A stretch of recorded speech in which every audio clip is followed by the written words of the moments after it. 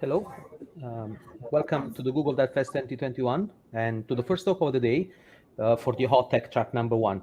My name is Federico and I'm part of the organizer of the Google Developer Group of the Untitled Chapter, and I'll be helping co-hosting along with Swapnil today's event. Swapnil, if you want to introduce yourself.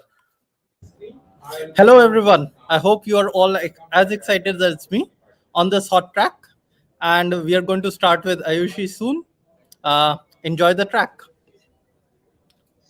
Yeah, the agenda for today will just have a talk right now about data privacy as a discipline, and let's add Ayushi to the stream. Hi Ayushi, can you hear us? Yes. Hi, Federico. Thank you. And Do you I'll want be to sharing my introduce yourself? screen. Please. Yeah, I beg your Yeah. pardon. Do you want to introduce yourself? Yeah, sure. So I'll be doing that. So can you please confirm before that whether my screen is visible to you? It's not yet visible. Okay. I'm doing it right away.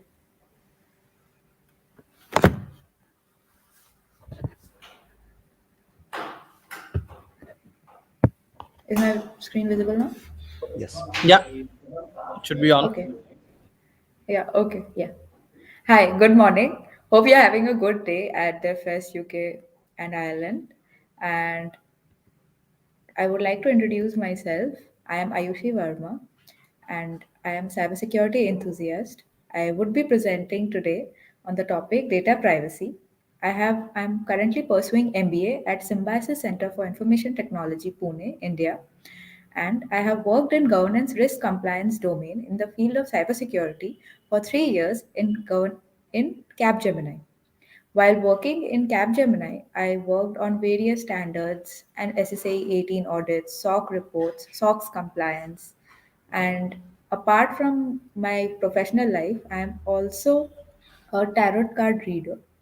You may reach me on vermaaa96@gmail.com or on LinkedIn.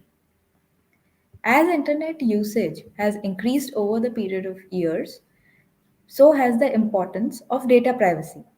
Websites, applications, and social media platforms often need to collect and share personal data about users in order to provide services. However, some applications and platforms may exceed users' expectations for data collection and may not place adequate safeguards around the data they collect, which may result in a data breach that compromises user privacy. In today's talk, we will be mainly focusing on what is data privacy, the different data privacy laws and data privacy bills in the developed and developing countries, the current scenario of data privacy for an average consumer, some good practices to protect your data and privacy. Finally, I would be concluding with discussing on what's next on data privacy front. So, what is data privacy?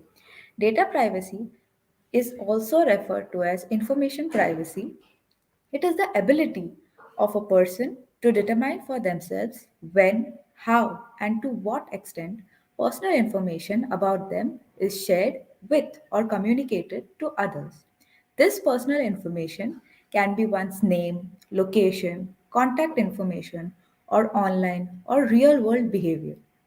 It is an area of data protection that concerns the proper handling of sensitive data, including notably personal data, but also other confidential data such as certain financial data and intellectual property data to meet regulatory requirements as well as protecting the confidentiality and immutability of the data. Roughly speaking, we all know what is data protection, but do you know how is it linked to data privacy? Protection spans three broad categories, namely traditional data protection such as backup and restore copies, data security, and data privacy. Ensuring the privacy of sensitive and personal data can be considered an outcome of best practice in data protection and security, with the overall goal of achieving the continual availability and immutability of critical business data. When we talk of data protection, we have three categories which I just discussed: traditional data protection, data security, and data privacy. In traditional data protection, we mainly have backup restore, RAID and erasure coding, replication, data retention, physical infrastructure, archiving policies, etc. In data security, we talk about encryption, threat monitoring, authentication, access control, breach access and recovery, data loss prevention. While when we talk about data privacy, we mainly focus on legislation, policies, best practices, third party contacts, data governance, and global variations. This is the category which is decided on the basis of timely availability of unspoiled data. When we talk about data privacy applies to everyone. It's not only limited to an individual. Organizations should protect privacy while ensuring security. Just because technology systems are secure, you must not you cannot actually assume your personal data is private. Data protection must be performed to meet compliance. However, that does not ensure personal data protected at this level is also private. Data privacy applies to everyone. It doesn't mean personal identifiable information related to employees. It also is related to clients and customers. For example, a consulting firm must maintain privacy for their employees but also their clients' information. The collection of client information requires planning and strict consideration. So what happens when you are talking about privacy? It is a business imperative and ethical responsibility, and it is not just a compliance requirement. It should be done.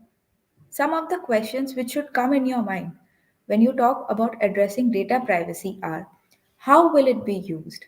Why do we need it? How will we protect the data? Who will have the access once it is collected? How long do we have to maintain the data? How will it be destroyed when applicable? How will it be disseminated to others? Where will the information be stored? What is the risk that it will be duplicated or stored somewhere else? In turn, it is acceptable for an organization to ask its clients or potential clients how they will manage the company's information. These same questions can be applied to protecting data in your personal life. So, we also know that there are some data privacy laws around data privacy in developed and developing countries. When we talk about them, the main ones are GDPR. So, GDPR is nothing but the general data privacy regulation passed in European Union. It is talking about all the information which should be protected, and it became effective in March 25, 2018. It enforces the need for data privacy transparency. It calls for the protection of personal data and privacy of European Union citizens for transactions that occur with the European Union. However, it also applies to any organization that collects on European Union citizens even if they are not part of the European Union.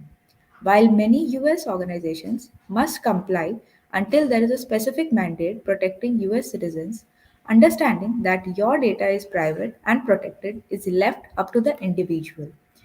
The California Privacy Consumer Privacy Act is something which gives consumers more control over the personal information that business collect about them, and the CCPA regulations provide guidance on how to implement the law. This law was passed in 2018. This landmark law secures new privacy rights for California consumers, including the right to know about the personal information a business is collecting data from and how it is used and shared. The right to delete personal information collected from them, with some exceptions, the right to opt out of the sale of their personal information, and the right to non discrimination for exercising their CCPA rights. Businesses are required to give consumers certain notices explaining their privacy practices. The CCPA applies to many businesses, including data brokers. The Nigerian Data Protection Regulation (NDPR) was issued in January 2019 pursuant to Section 6 of the NITDA Act of 2007. The regulation is the current national law on data protection in Nigeria. It applies to public and private sector processing of personal data within and outside Nigeria. The regulation is aimed at protecting the right to privacy, creating the right environment for digital transactions, job creation, and improving information management practices in Nigeria. NITDA, as the regulatory authority for data protection, aims at innovating data protection management in Africa through inclusive regulatory strategies, partnerships, and continual improvement. The agency represents Nigeria as the deputy chair of the Data Protection and Localization Working Group at the African Union Policy and Regulatory Initiative for Digital Africa. Other regulatory laws are laws like which we can see very commonly, which are FDA Modernization Act of 1997, the Federal Food and Drug Act of 1906, the Public Health Service Act, the Federal Trade Commission Act, the Trade Act of 1946, the Fair Packaging and Labeling Act, the Drug Competition and the Patent Term Restoration Act of 1984, the Controlled Substances Act, the Control the 1962 Drug Amendments Act, the Child Protection Act, the Orphan Drug Act, and there are other Medical Devices Act of 1990 and 1992. And there are other state laws which are similar to those which we have just discussed. Talking about the current scenario of data privacy for an average consumer. As you can see, the research shows that how likely are you to walk away from a business that requires you to provide highly personal information like phone number or email in order to conduct business with them. So, as you see, 54% of the people of North America and Asia and Europe are voting for saying that they are likely to opt out of such businesses which are actually asking for personal data. There are only 27% who are not likely to opt out at all. We see that it depends on the business or in the options which they are using, and that 4 percentage is only 24%. And as you can see, there is only 15% who are guaranteeing that they will likely opt out, but they are not very sure. When we see the consumers data privacy concerns, the all over the world, we can see that the highest concern was found in Poland, Chile, US, South Korea, Nigeria, China, and Indonesia. And overall, we also found that 40% of the 56 country average globally are concerned with the amount of personal data that companies have of them. And the major concerns are how are they actually processing them? How are they storing them? Are they really deleting them or not? As they had mentioned. So, some good practices which can be done, or you can say which can be done to protect your data privacy, is shredding incoming mail containing personal information, use a mail slot or locking mailbox to thwart those from stealing your mail, shred receipts, bank statements, credit card receipts, securing your home Wi Fi network, using strong passwords, restrict personal information sharing on social media, question the use of your social security number for identification and why it is needed. We know that downloading anything from unauthorized websites is a very big no no in today's world. We should always opt out for official websites for downloading anything. We should avoid clicking on emails with unknown subject lines. We need to encrypt our data to ensure that it is not vulnerable at any point in time. Backing up the data in trusted sources is also an important practice which can be done. Anti-malware protection softwares are there in the market. Antiviruses are there, which are must and should be used. They should be updated with the latest updates. There should be sip- operating system updates which should be installed on regular basis. We should also ensure that old computers are and hard drives are unreachable to any external third parties. When we talk about what is next, what is the next step which we can see in the field of data privacy, the US government would get a GDPR inspired federal privacy law. So we know that there are a lot of laws, regulations, all coming up day by day. But in US we don't have any such federal privacy law. We saw that there are propositions being made and there are a lot of talks which are being done to ensure that these uh, like a law like GDPR can be brought up in US as well. The growing threat for disinformation. Information in any form is very critical and can be used or misused depending on who and what is the motive of the person. So that should be shared, and there is a threat which is always persistent when you talk about information. The trend of employee monitoring exposes employers to legal risks. So the trend for employee monitoring is actually, you can say, something which is very private to employees and they would not want that to happen. But then that's not the case. The employers are maybe exposed to legal risks if such laws come up. The role of a privacy leader or a chief data officer will become more important. We all know that as more legislations, more companies or organizations, countries adopt privacy laws, the role of chief data officer or privacy leader will be a must in any organization, country, state, nation, worldwide. The legal ambiguity around international data transfers may nudge US companies towards more local data processing.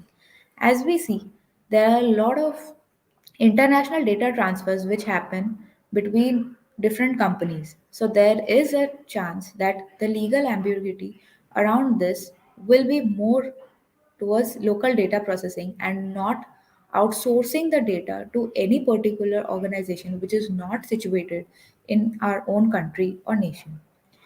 More privacy executives will report to the CEO in 2021. And now, this is something which we also noticed that the growing concerns of people of privacy departments in different organizations, they are supposed to be reporting directly to the CEO, and the middlemen in between are being removed so that these any issue which crops up can be directly reported to the CEO and can be handled or taken care with immediate effect. Potential for legal liability will lead to companies collecting less data.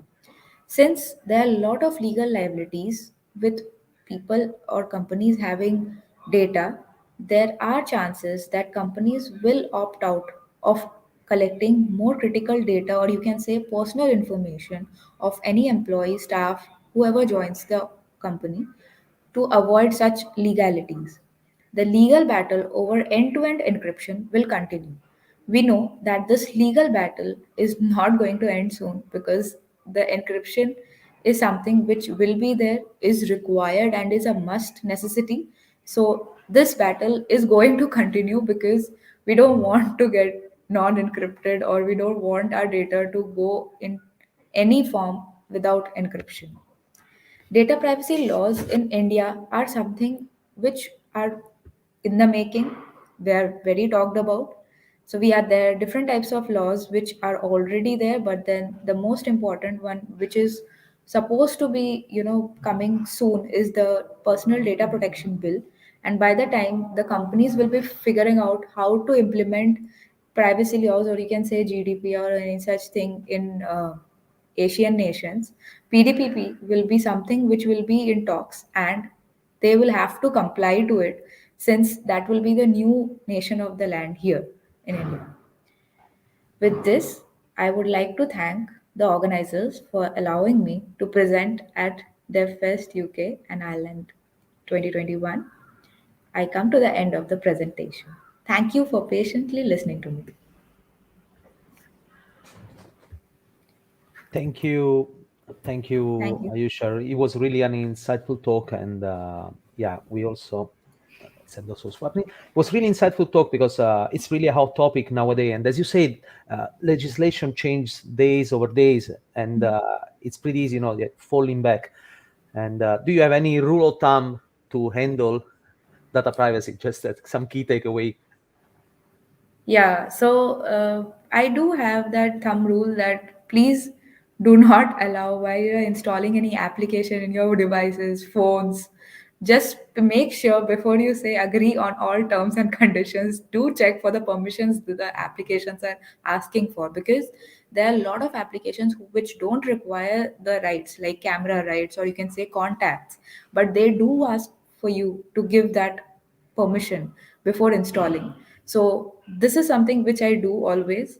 And the other thing is I always close my webcam. So I always cover the webcam until unless it's required for a call.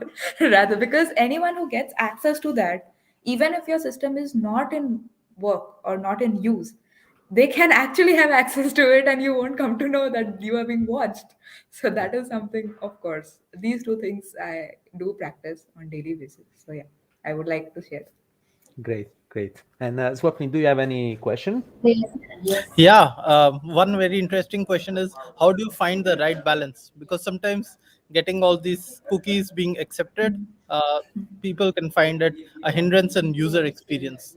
How do you find the right balance in your organization for your application? Yeah, so when we talk about cookies, there are always options when you open a website or you open any particular application which is storing cookies. So there is, if you see, every time we open that website, there is an option of accepting all the cookies or rather managing the cookie content. So I always go for that managing the cookie content, and then you can actually select and customize which are the ones you really want to give away, the information which you want to be stored as cookies. Otherwise, obviously, if you want to accept and you want to give away everything, then there's no one who can stop you from doing that. So I would suggest that you can always opt out for that manage cookie settings option, which is there where as soon as it pops up, as soon as you open any website or application, because nowadays it's mandate. So that's the reason, I feel that this can be done. And Absolutely. also, And I think one of the challenges organizations are seeing is with the GDPR and all this private securities. Can you give us more insight? How are these big organizations handling it? Are they having separate time and project management just to address those concerns? Or is it more on Yeah. an ad hoc basis? It'd be great to share your experience. Yeah, so since I was part of the governance risk compliance team in Capgemini, I can tell you that all the big organizations who are dealing with in multiple locations, multiple countries, and multiple users' data, they are someone who have a dedicated cybersecurity team who works day in and day out, be it identity access management. These all come under cybersecurity. It's not only governance risk compliance team who deals with data. It is the identity access management team, the threat modeling team, the SOC team, the backup and recovery team, the BCDR business continuity team. Every particular team, the EPS, the threat hunting team, the penetration testing team. So there is a team which, the bigger umbrella which we talk about is cybersecurity, but then these are small teams which come under it and they take care of this particular aspect. So when we talk about GDPR, we have the regulatory team, or you can say the GRC team, who looks for the regulatory aspect of it, how it is to be established, is it being maintained or not. If there are any queries from the clients or the customers, then those are taken care of by that team. And then there are teams like the SOC team, which keeps monitoring the environment, whether there is any intruder who is coming in and affecting, or you can say any alerts in your network. So at all levels, there are team members who are looking after this aspect. And the broader term we talk about is cybersecurity, but there are multiple sub teams which work under the same umbrella and they ensure that this is done. Yeah, thanks, Ayushi. There's always endless number of questions Yeah, our audience yeah, have sure. on this, and Yeah, thank you for yeah. representing. But I have one more question before we Okay. move to the next talk. What does the future for cybersecurity look like? Because I see a lot of specialized jobs opening in it, and there are also in colleges masters only dedicated to that particular field, cybersecurity. Yeah, sure. So the thing Any is, thoughts on that? cybersecurity. Yeah, yeah, definitely. So cybersecurity, I myself, after doing my engineering and computer science domain, I joined Capgemini. I worked in cybersecurity, and then I have come back to do masters in business administration, and this majors is cybersecurity, information security management.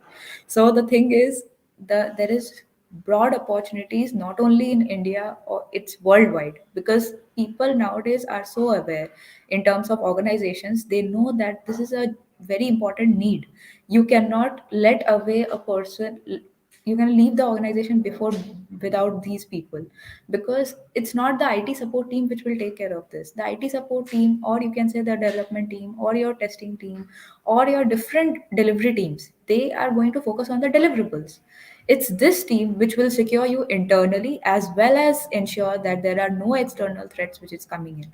So the growing need is such that there are a lot of, you can say, opportunities for postgraduate as well as graduation students who are looking forward to study, or you can say work in cybersecurity field. And I do see the urge. Earlier it was, even in my college right now where I'm studying, the business school had only, you can say, 80 seats. It started with 80 seats, then it moved on to 160, and now this time it's 340. So it's the demand which has Wow. expanded the, you can say, the seats here. So yeah, it is never going to end. It's endless. Federico, anything from you? Perfect. No, no, I'm really okay. So I think we can wait 3 minutes and start the next talk. I will just pop us off the stream. See you soon in 3 minutes. Okay, thank you. Bye-bye.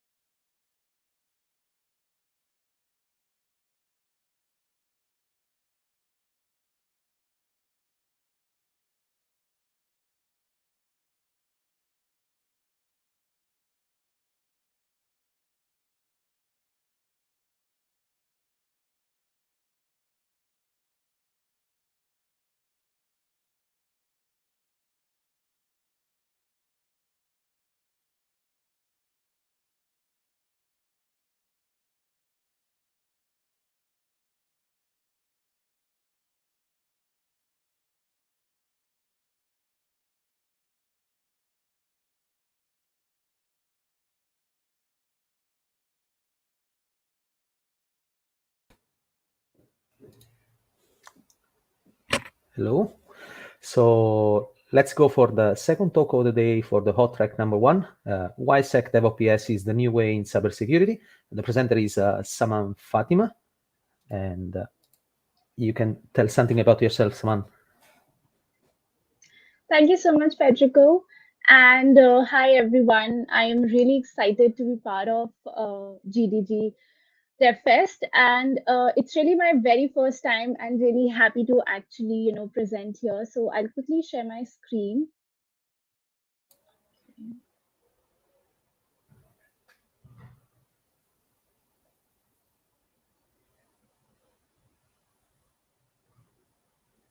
Let me know if you see my screen, Federico. Yeah, I see your screen. Swapnil, do you see, right? Perfect. I see it. Yeah. Perfect. Okay, so we remove ourselves from our seat. You Yeah. can. Thank you, Fatima. Thank you. Thank you so much. So, hi everyone, and we'll be talking about today why Sec Devops is the new way in cybersecurity. There's still a little different placements of security development and operations. And what we'll go forward here is we would learn more why security is at the extreme left, development in the middle, and operations there, and how can we juggle between these three. So a brief introduction about myself. Hi, I am Saman Fatima. I am a great cybersecurity enthusiast, really passionate about learning about security and what goes in and what goes around this particular field. Currently, I am a data engineer with Macquarie Group. Previously, I was a DevOps engineer, and then I changed my domains to data engineer and learning more and dwelling more myself into the voluminous amount of data. I am the management lead and vice chair of PBWIC Foundation and a different other communities that you see on screen, that is committee member for OWASP-PIA, the volunteer instructor for Cyber Preserve, and the global member of VSIS India chapter, and even the global member. And last, the advisor and ambassador for Women in Cloud community.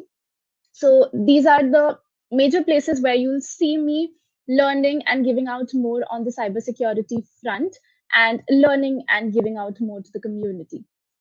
So deep diving into the presentation of what we have next is what we learned through the half an hour that we have on table. We learn about the components that we see on screen, that security, operations, and development. And we'll also traverse through the different cultures we have followed across in different organizations, how we have come down to now security, and how it started up with DevOps to now DevSecOps or Sec Devops, in any jargon way you say it.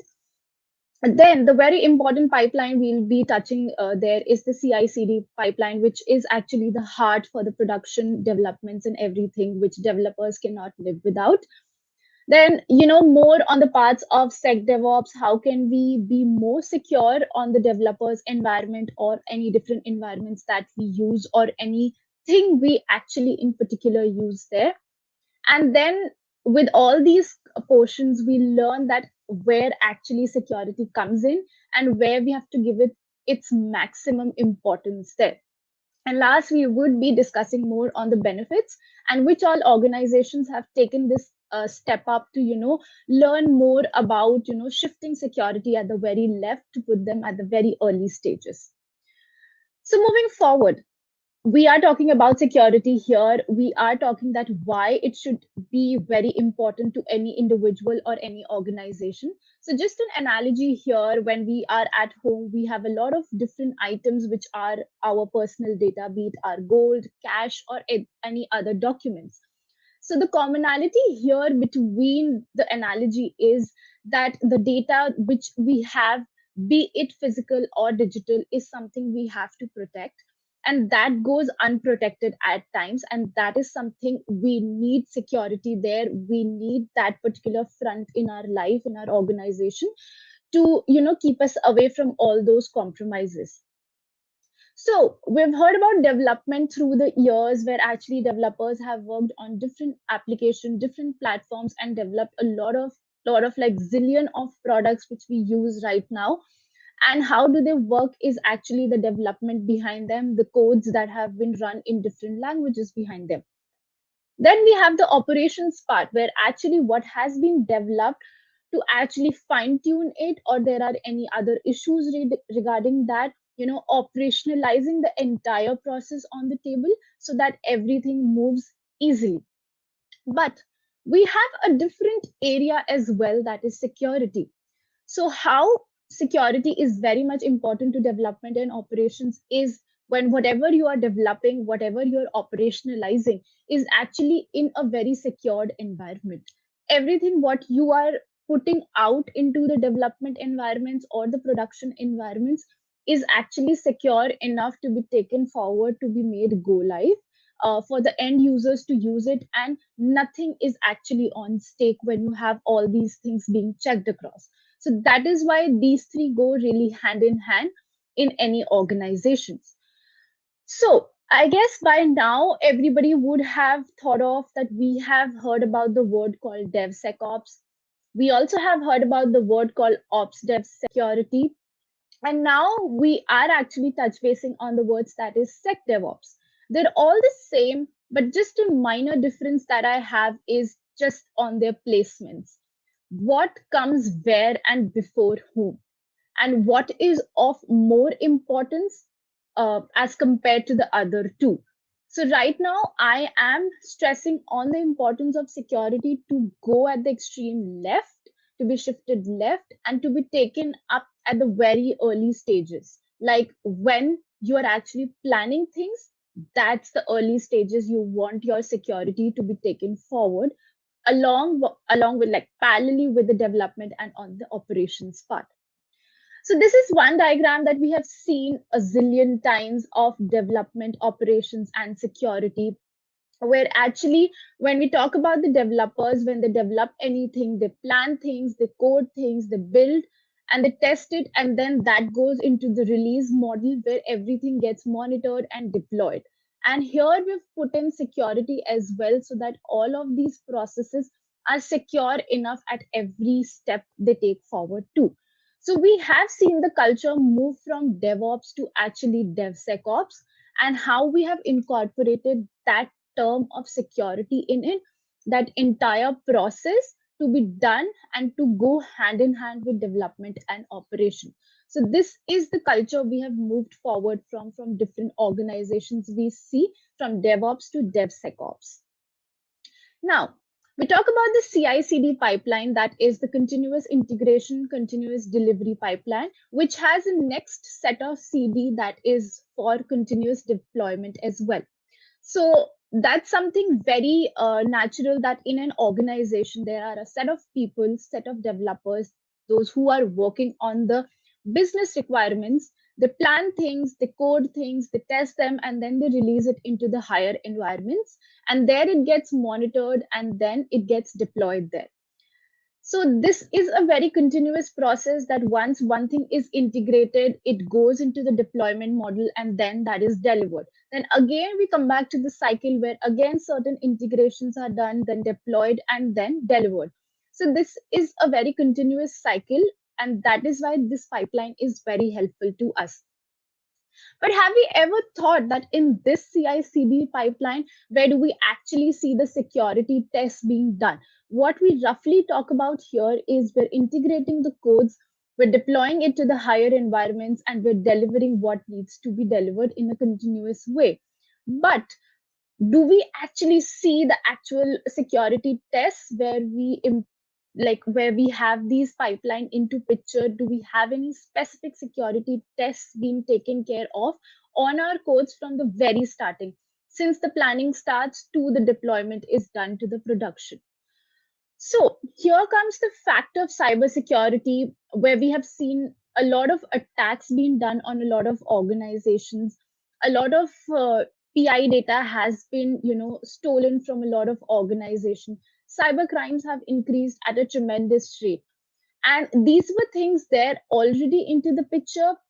But during the pandemic time, since everyone was working from home, everything was virtual, that led to more and more cases into the cybersecurity domain of more and more cyber attacks being done.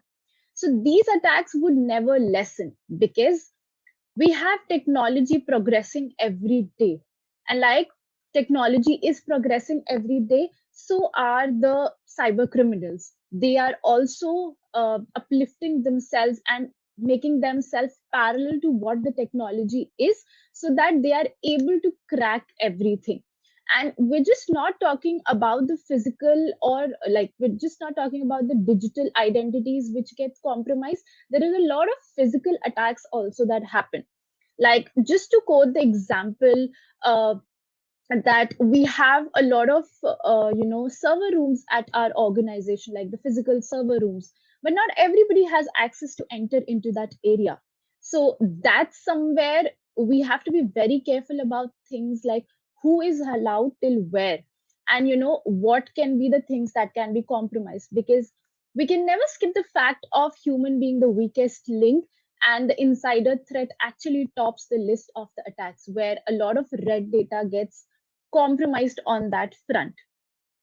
So we were just talking about the digital and the physical accesses. Once compromise can lead to a lot of things. So we see a lot of developers actually work on the development environments. that have certain level of privileged accesses where they actually write, test, and provision their codes. But why do we want to actually scrutinize or have the security thing enabled for these environments? Because once we have 5 members in our team and all the 5 members have the admin level of accesses is not the correct way of distribution of accesses. There comes the problem of identity and access management, where not all identities are to be admins, so as to have that environment only open to few people to actually use it and push the codes forward. It's not like everybody could be the admin and everybody could approve each other's codes and everything of that sort, where we have that tendency in agile that we follow a certain methodology of branching strategy, that anything moves from lower branches to higher branches needs certain level of accesses to be pushed forward by some people. So not all of us could have that same accesses because a lot of sensitive codes and records are being exposed there. And as per certain guidelines and certain stats which we see, phishing attacks have been seen as the major things when people actually have a lot of privileged access which they do not need to, and they are not much well versed on the phishing attacks part, and they just compromise that elevated level of accesses to people who they should not. So phishing becomes the major social engineering attack here when the environments are compromised. Apart from that, we also see a lot of usage of Kubernetes and these containerized applications where we have a lot of Docker images. And those Docker images could have certain sensitive data or credentials, which could actually directly make you access the enterprise data. And this becomes really sensitive for people who should not have access to those things, but they have it. And somehow they lose those credentials to people they should not. So these are few examples which you can see where security plays the A level role here and should be made very important to people to understand what and which environment they are actually working on and how they should be very careful about these environments. So we come down to the two distinct parts of Sec Devops, and talking about is the security as code and infrastructure as code. So let's talk about them one by one. First, we deal with security as code. So as we've done and seen with CI/CD pipeline, so when there comes the automation of processes, when we do not want manual processes to be there into the picture, we have the security as code part, which deals with the continuous delivery portion, which makes things go continuously delivered into production, like deployment happens each and every time. And this leads to lessening like using less of your manual processes and being more on the side of automation.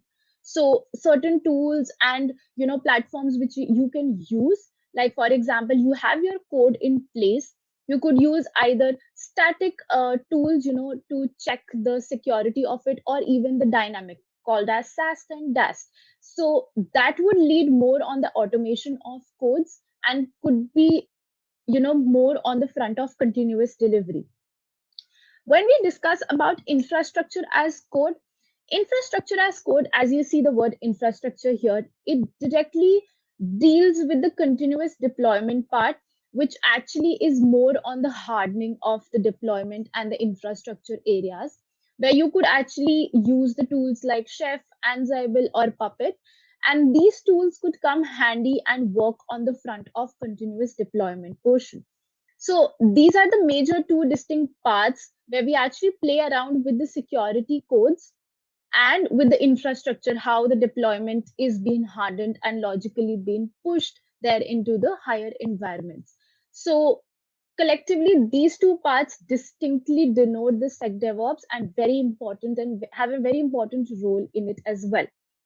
So like we were talking about, we do not have the security test in our pipeline. So what could actually go wrong in that sense? What all things could something go off the line and could actually compromise your data? So I've pen down 4 pointers that could be the major 4 example, but not restricted to these. So first is you could have a vulnerable or outdated third-party libraries which you use in your code. So any languages you are using or any third-party softwares you are using, it may be outdated or it may be vulnerable right now to your environment. Next is in your codes, you would not have used any macros like dynamically, but there are hardened codes for the credentials part. So a lot of sensitive data gets leaked there with respect to username and password. The next we talk about the Kubernetes and the containerized applications, where with Docker images, there could be a lot of credentials being lost as per the enterprise data if correct level of accesses are not being granted to correct people. And the last part is licensing. Every software has its licensing versions and everything of that sort. So anything related to the licensing issues could actually lead you to more and more of vulnerability to your software. Sorry. So what we propose here is that with every step that you move forward, like in your organization, with any environment you are actually pushing between sandbox to the production environment, there should be security tests done continuously with every space you move on to. Like when you are sitting down and planning for that particular business requirement, you should have those security fronts in place at that very time, at the very early stages of development, to when you actually move your codes to production. Rather than waiting for the incident response, you are catering to all those needs from the very early stages. And that's the say of this entire talk, that if you move your codes from the sandbox to production environment, security tests go hand in hand there. So last, by now we have seen a lot of benefits of Sec Devops actually into picture. So when we have security being catered at the very early stages, we actually lead to lesser and lesser of attacks being done onto our code, or that particular team to handle it at the very later stages, and then leave the current continuous delivery portions of deploying other codes, but rather than, focusing more on the codes that have been compromised. So if lesser attacks happen or no attacks happen to your team, to your codes, to your portions, then you become a very proficient team. And that leads to more and more of production releases. Once you are thorough with your codes, you see that there are no vulnerabilities involved, you push more and more codes into productions, and the operationalizing factor just reduces there with respect to security. As mentioned, putting security at the very early stages of development really benefits you, and there is early identification of vulnerabilities. And once you're through with the first 3 pointers, there is a greater scope of automation there when you actually build into that DevSecOps culture, that you push more and more codes, and that leads you to know which all manual processes could be automated in ways that can reduce a lot of work. So, in totality, it is a very positive thing for that team, for that individual, and for that organization to actually be away through a lot of vulnerabilities that could, once have been identified in the very initial stages, could prove really great for the team and for the organization. So, when you make security very close to the DevOps culture, it becomes really great for you, like a smooth process for you actually, that everything what you push, what you plan, what you build is actually been tested in ways that it cannot turn back and act against you.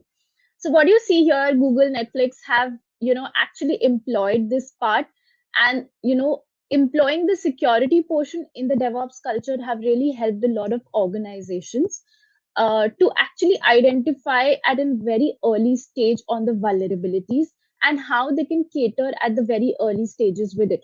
Rather than once you push your codes into production and then you come to know that you have certain level of vulnerabilities present in your codes. So that's the plus point of having security at the early stages.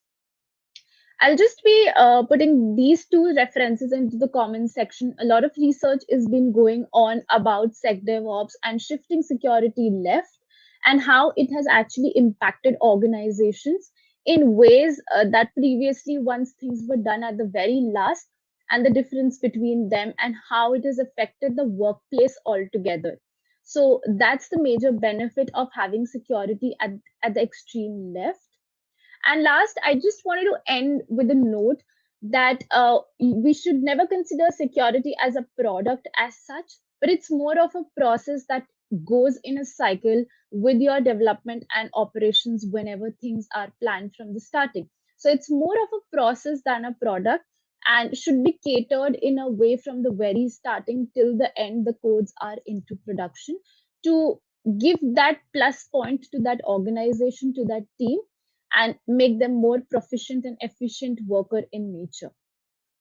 So I would really love to have questions here in the comments section, and you can connect me on Twitter or LinkedIn, and we can chat around things, what goes around with security and how it has affected, or want to know your views on that.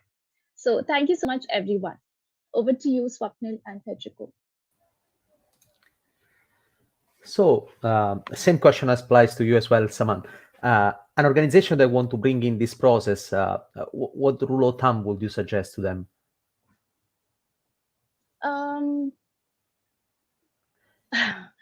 Okay, that's a good question on plate, and it's something I'm not proposing for a separate, security team or such, but at least the developers or the operational people should actually understand the importance of security and try to figure out things what they are coding or which they are trying to push into the production. They have the eye for it to have security wise. They know how things could play against them. Like a very small example on that end, that not putting hard codes, not putting hard codes on the sense of username or passwords for access, but actually, putting it down dynamically as a macro, or in any other ways with any language they could do it.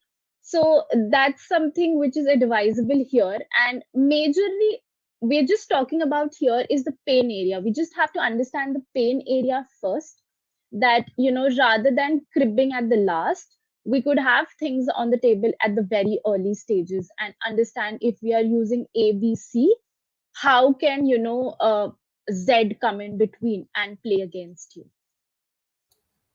Thank you. I guess it was really a great talk, and it's really a hot topic nowadays, security and all things that goes around it. And Swapnil, do you want to add anything? Yeah, thank you, Saman. No, that was a great talk. Really enjoyed it and loved that quote. It is not a product; it is a process, ongoing process. And there are more encounters we come up with security vulnerabilities. The last one being the Log4j vulnerability, and then everyone's addressing to it. And now they just need to include it in the process. Can you maybe, if you have any experiences sharing about that, how do they keep evolving this process to address these new vulnerabilities, and getting into the mindset of organizations and the people that it is really a process? See, like I mentioned previously as well, organizations have to understand how they have to train their employees to make them more trained on that end of security norms, and they understand the latest ins and outs of security, and how certain trends could be actually beneficial for that particular team or that particular organization's in picture. So these kinds of trainings have to be employed, so that we're not actually requesting here as a separate security team, but the current employees should know the entire trends there, understand the basics of it. Like, for example, you just quoted Log4j issue, and it was like a boom everywhere for the industry. Everyone was having sleepless nights because of it. I myself was part of it. But it's just, you have to understand how small changes or small things into your codes could actually impact the entire architecture. So that understanding is very important for the employees. The later part could come actually a little later as well, like how you do it, why you do it. But yeah, the why part is something to be known to everyone who is working into the team. Yeah, thank you for that. And then another follow-up question: how do you keep up to the trends? What do you do specifically, individually, to keep up to date with the security, the different vulnerabilities, the different solutions that are out there? Yeah. Okay, so just to start up with, do not expand your vision to everything, but rather whatever projects, whatever languages you are actually working on right now, you have your command on, start reading papers on it, how things could actually be, vulnerable in your sense. What are the latest versions have come out for that particular language or platforms? What was something new with the new version and what was not there at the older version? What were the changes there? So like we've had a lot of versioning of Windows, so we've seen a lot of vulnerabilities in the older versions of it.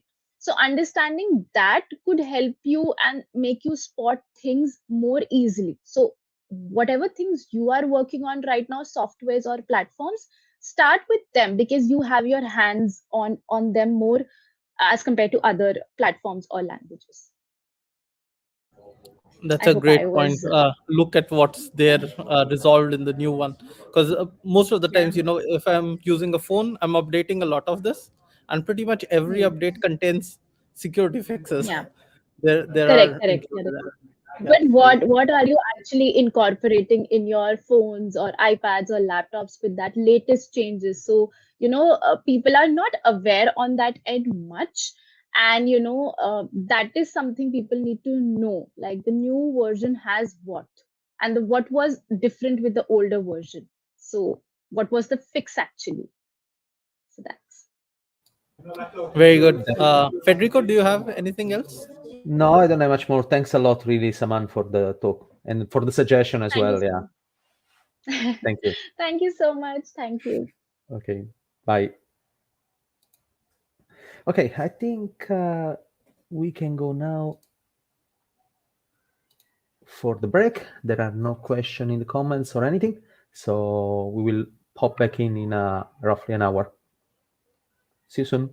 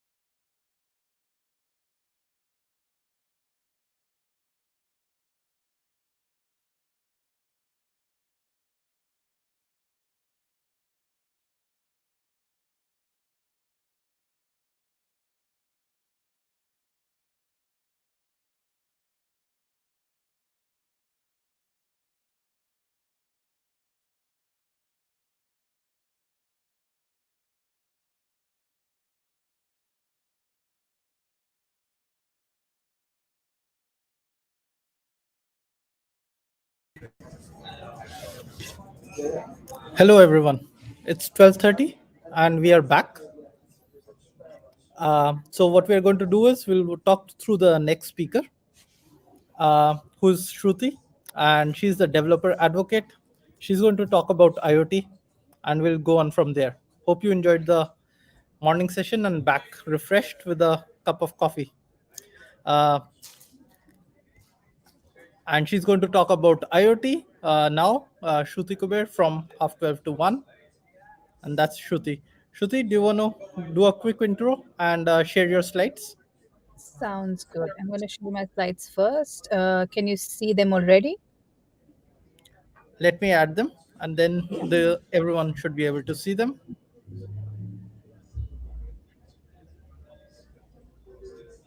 Okay, we do see a black screen right now. You should see a full screen of sharing. At the moment, it's black. Okay. Let's try this again. Okay.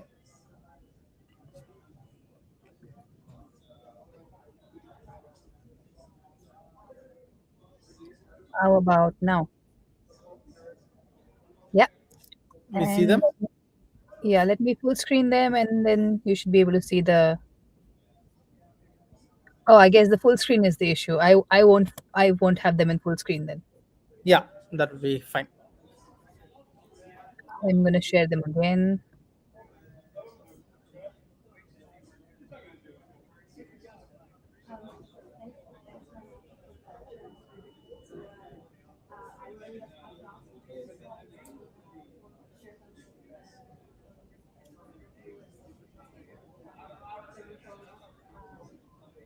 So meanwhile, Shruti is just starting now.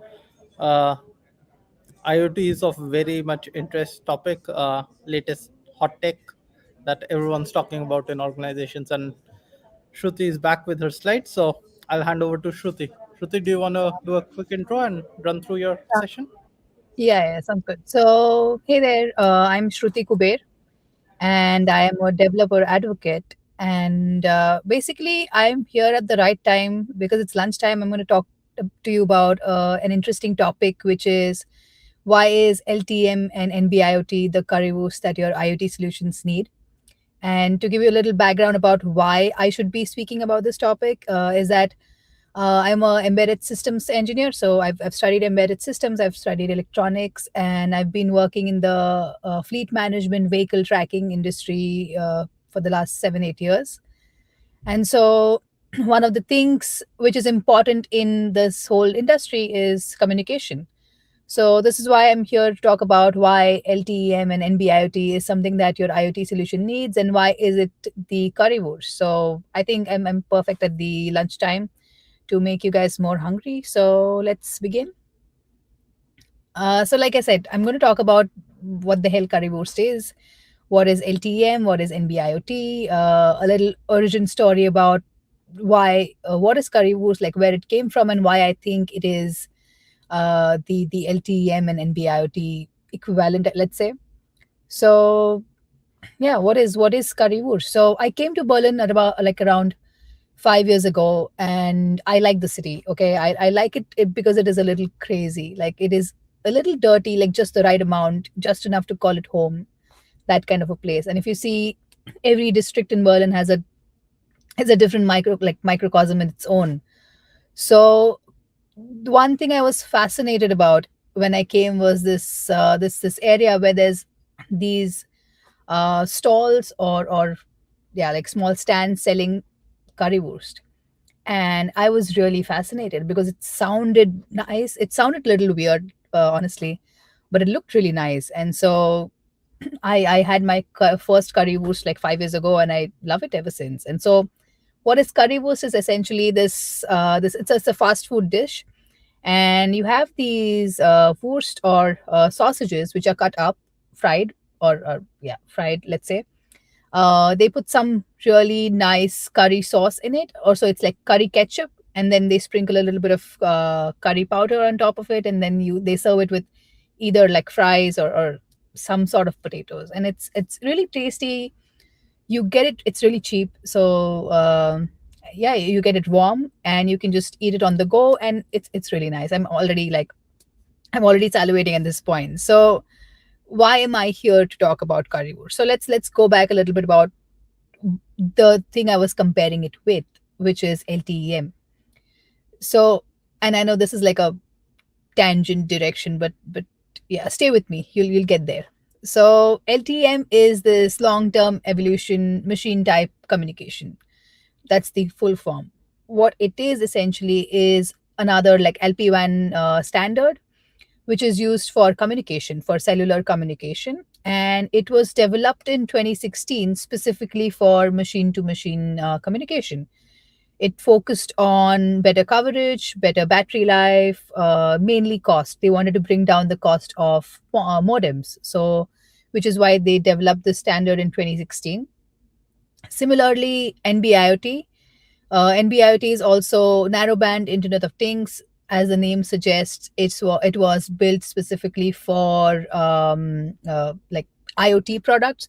So again, developed in 2016, but it was, let's say, pushed by Huawei more. Like the LTEM was, the development was pushed in Europe/Americas, but then the NB-IoT development was pushed by Huawei. And again, it was built specifically for Internet of Things. It gives you better indoor coverage, higher connection density, and then again lower cost. So you get an idea of what it was built for, right? It was more or less to make it cost effective and efficient for IoT products.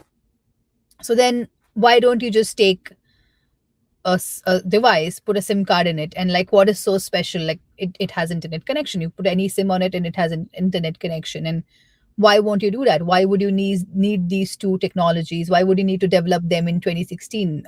We've had cellular communication for like such a long time. And even I would say I was working in the industry for like since like 2013. And even in 2013, we took these normal SIM cards, like your normal mobile SIM cards. We recharge them with like data packs, and we put them in these vehicle tracking devices, and it was all fine. Like, why now? Like, why do you need a separate communication protocol or separate communication standard for specifically IoT devices right now?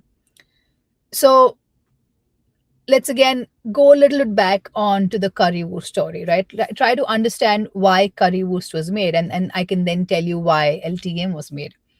So this was like post-war Berlin, and right now you see like a typical German meal in front of me. There is some sort of sausages.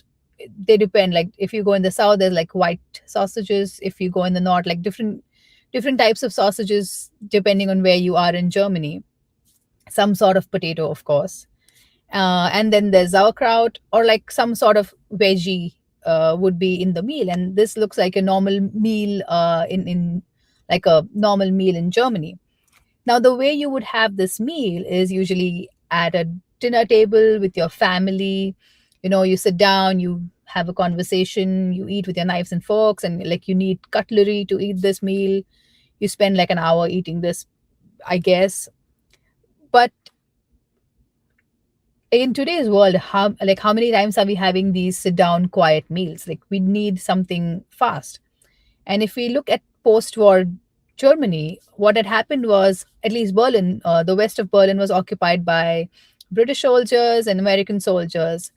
And so what happened was, there was a lot of people who were rebuilding Berlin. And they were these laborers who needed food really cheap, really fast. And there was this lady called Hertha Heuer. I always mix up her name the way it's pronounced, but her name was Hertha Heuer. And she was a lady who just wanted to make some money to earn a living. And she used to sell sausages and bread. And one day she happened to, come across this British soldier who gave her some curry powder, because that's where curry powder was invented. And she borrowed some ketchup from an American soldier, and she made this sauce with like a concoction. She put some onions and whatnot. She's actually patented this sauce, and she came up with currywurst. And so even the sausages, she cut them up, chopped them off in smaller like sizes. And so they were easier to cook, like faster to cook. And she started serving them with the sauce on top of them, with the curry powder on top, and with fries next to it instead of the mashed potatoes or whatever. And with that is how this currywurst was invented. And like I said, she has a patent on it. The first shop is still there, I guess, somewhere in the north of Berlin. And currywurst is famous ever since. And what Herta has essentially done is she acknowledged that, okay, we need a different type of meal for this situation. We need something fast. So what she did was, we need to adapt to the requirements of what is needed right now. So she saw that, okay, cost is the issue. We needed something cheap because there was not a lot of money going around. So the laborers needed something cost effective. They needed something fast, and they were doing hard work, like they were doing really physical hard work. So they needed something nutritious, which was healthy ish, but then gave them enough energy to sustain the whole day and get on with their work. So she took all these requirements, she understood the requirements of the time, and she made this concoction, which was essentially came from a bigger meal. Like, she did not invent a new recipe. She basically took something, chopped off the things which are not essential. She added some things which enhanced the quality and enhanced the product itself, and she made a new product. So then LTEM and NB-IoT came from LTE. So LTE was the grand meal from which the LTEM and LTE came about. So LTE is basically what you have in your phones, the 4G, if you would call it. So it is the long-term evolution technology. Again, it's the communication standard. It is developed again by 3GPP. And it is what you have in your mobile devices, data terminals, and it essentially focuses on speed. So it gives you really good speed, really good high bandwidth, and yeah, like continuous communication without a lot of latency. And that is really great for your mobile phones, but you don't necessarily need that for your IoT devices. And so what you need is, if you're looking at critical systems, let's say, your critical systems need low latency, high data rates, and mobility. So if you were looking at a solution wherein there is this tracking device with in your ambulances, or you have this cold chain, cold supply chain, or a van carrying medicines. So you would need mobility there, you would need high data rates, you would need a low latency. But not all IoT devices need that.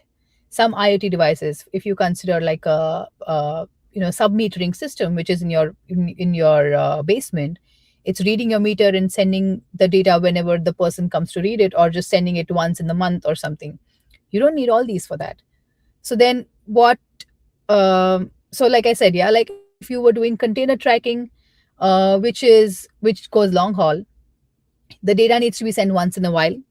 It needs to be low cost, because then the person, let's say, who owns these trucks has, let's say, 200, 300 trucks. The person is not going to spend so much money on data rates, as well as the modules, like the modules that come with the LTE chip. They're not going to save so much. And then again, because I said it was long haul, it also needs to be power efficient. So for all these reasons, you needed to understand the requirements, new requirements, which were needed for these new kind of products or devices or solutions. And which is why you had to you had to come up with something else. So that is where LTEM came into being. So LTEM then reduces LTE bandwidth to 1.4 megahertz.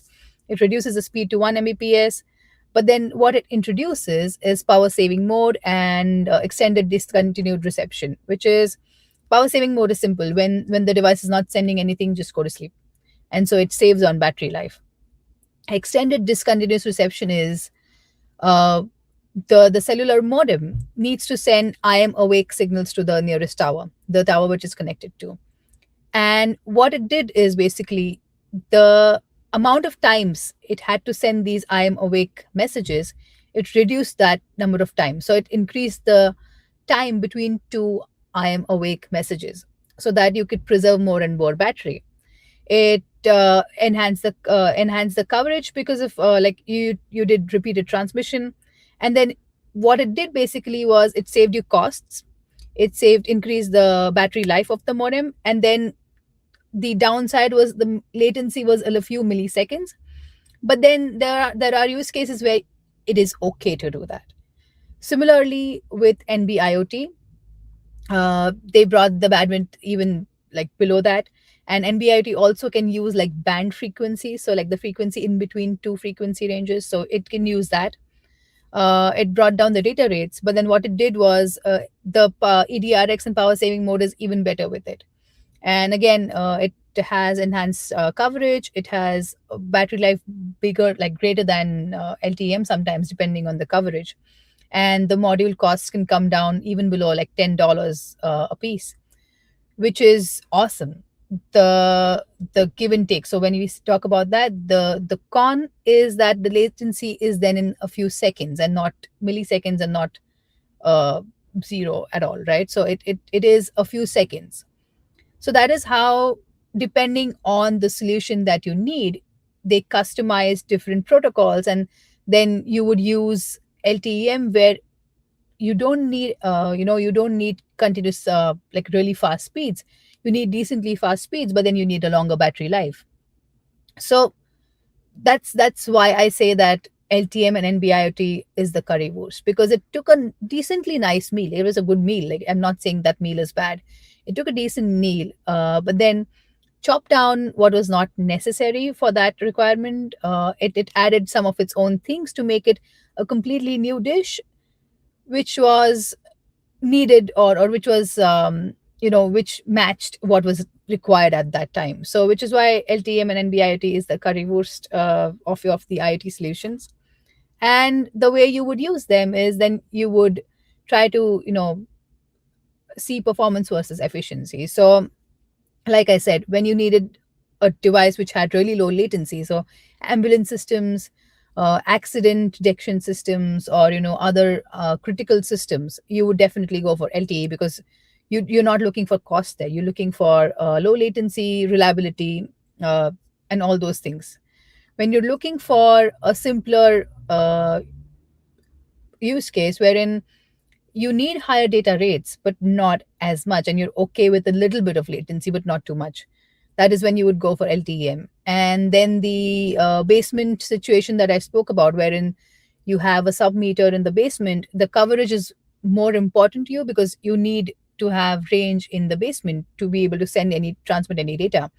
You're not transmitting a lot of data. You're transmitting a few numbers. The frequency is not that much, but then you need the device to be very cheap, because in the end, the person who has to pay has to deploy so many modules, because everyone has electricity meter. So depending on the scale, you want to make it very, very cheap. You want to make it, let's say, you want to be able to reach it. So underground systems, and even like really remote, forest management systems or whatever, you would then use NB-IoT. So depending on, like, it's nice to have a good meal, but you don't always want it. So depending on what the situation is, what your requirement is, you can choose LTEM or NB-IoT or whatever it is, right? So I guess that was about it. And if you have any questions, let me know.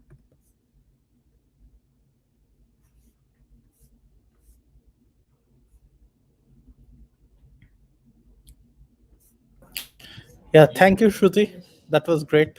I have Federico as well. Very exciting talk. And I know we are about lunchtime, so perfect Exactly. mixture there.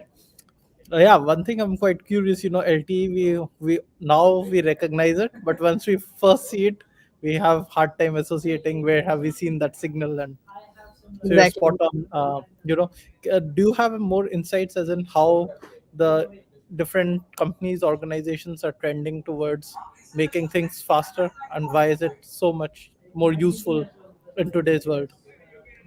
So if you think about the IoT world, right, there are billions of devices. Like, there is a forecast that there's going to be billions of devices which are going to be connected.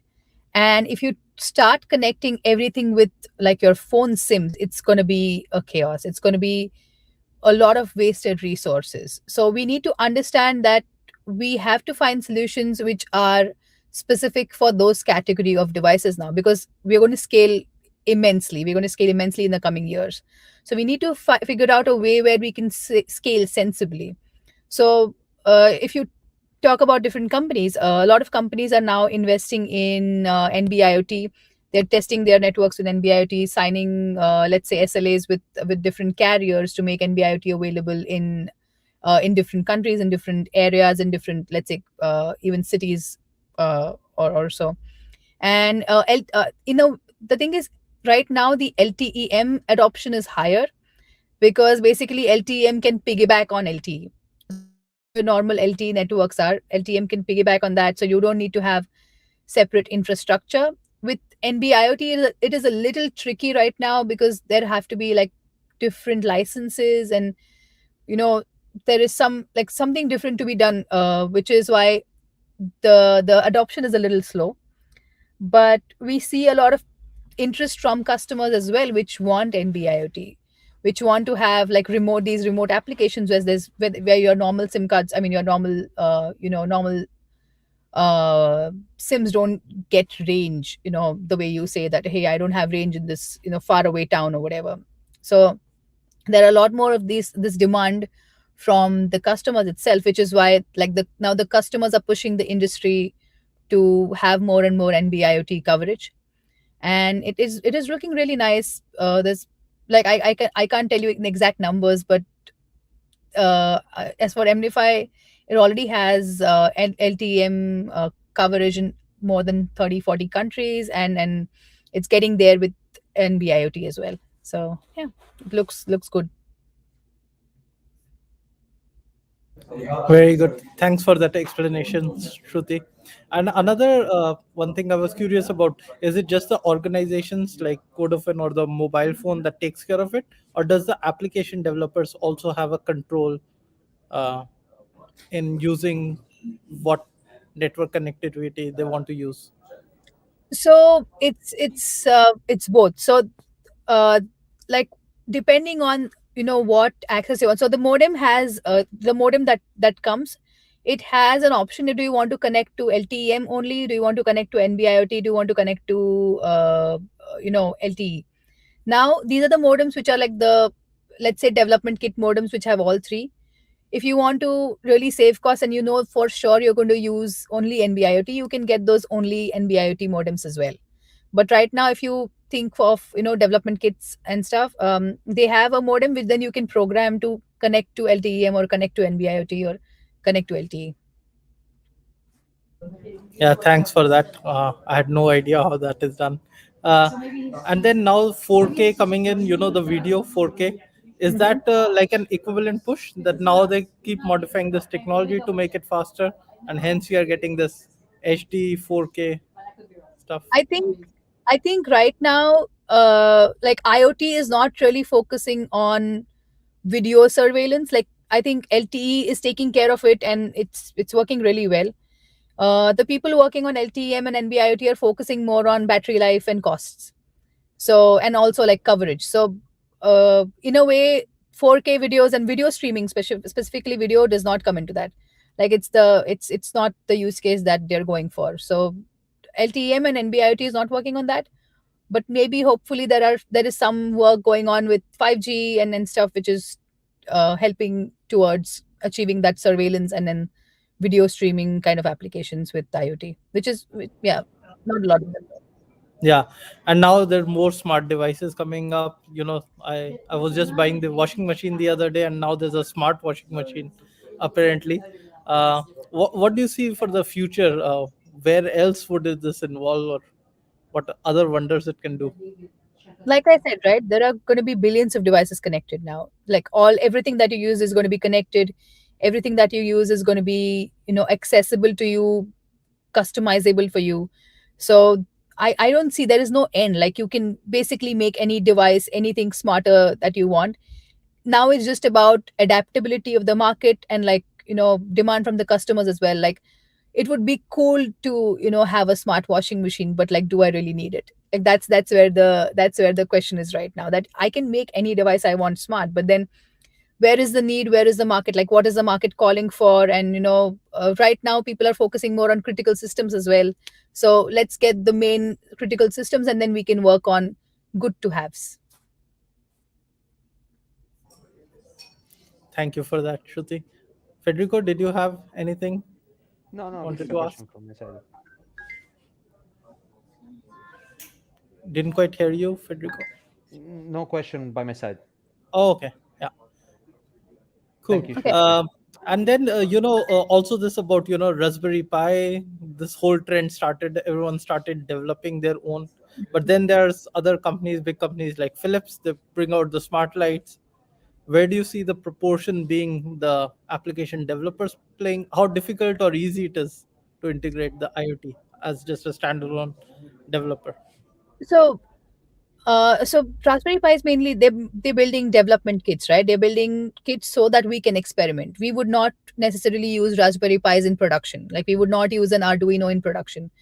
These kits are for you to explore, to do your prototypes and all. And the community support for Raspberries and even Arduinos is so great. Like you can basically create your own device in minutes. The community support is really great around Raspberry and even Arduino. So if you want, like, you can literally buy a small Arduino Uno, buy like a small, I don't know, modem kit, like hat on top of it, and you can create your smart device within an hour, I would say.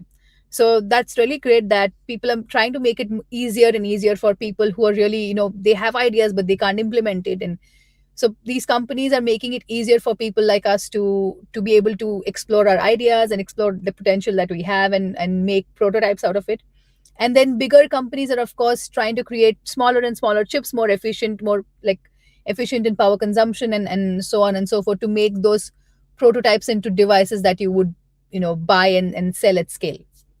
So that's a good, like, two different things, but then the communities both of there are really good. So the embedded, I mean, the embedded community around development kits and Raspberry, especially Raspberry Pi and Arduino, like I'm really happy with them.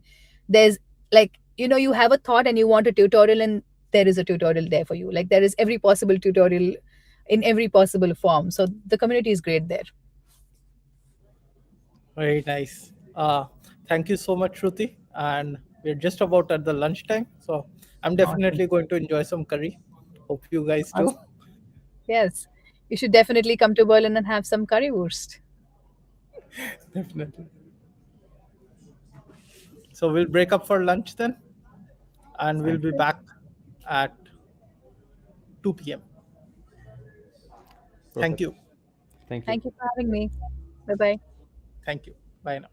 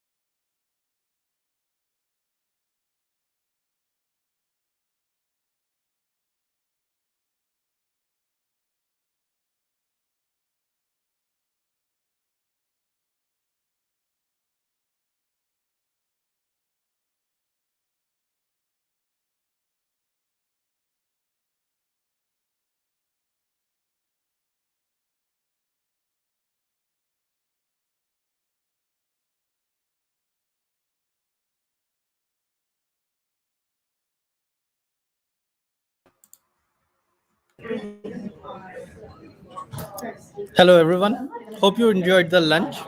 Hope you're enjoying the talk since morning, as I have been. And we're going to start with our next slide. Timothy, we have Timothy, who will be talking about Nifi. It's a very interesting subject, very interesting tool. We've been trying to use it at work, and I'll learn more from it from Timothy now. Over to you, Timothy. Okay, thank you.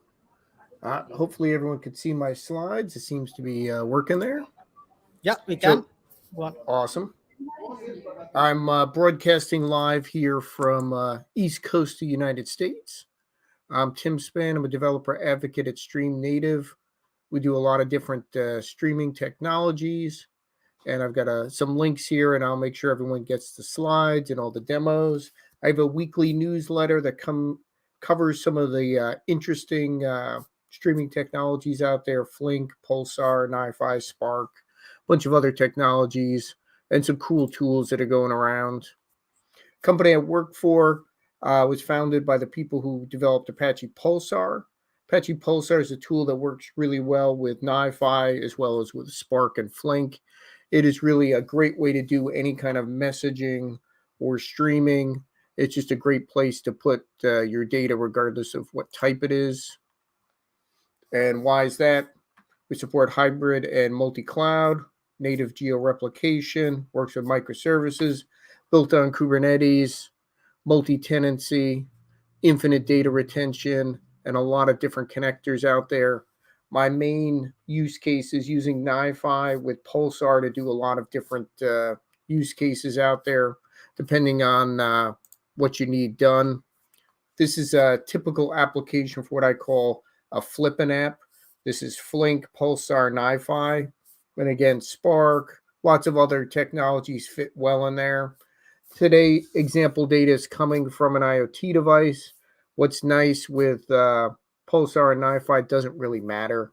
It could be JSON data, it could be CSV data, logs, Avro, Parquet, Protobuf, CDC, wherever your data is coming from. It's very easy to get it into our system. Once it's in Pulsar, it's very easy for everybody to consume it, whether that's Nifi or it's Spark or it's Flink or it's a custom Java app, it's a custom C# app, it's Python, it's Go, many languages you want, plus a ton of different protocols. So you may have some legacy apps out there. Maybe they're doing MQTT, maybe they're doing JMS, maybe they're doing WebSockets I'm doing for a client app.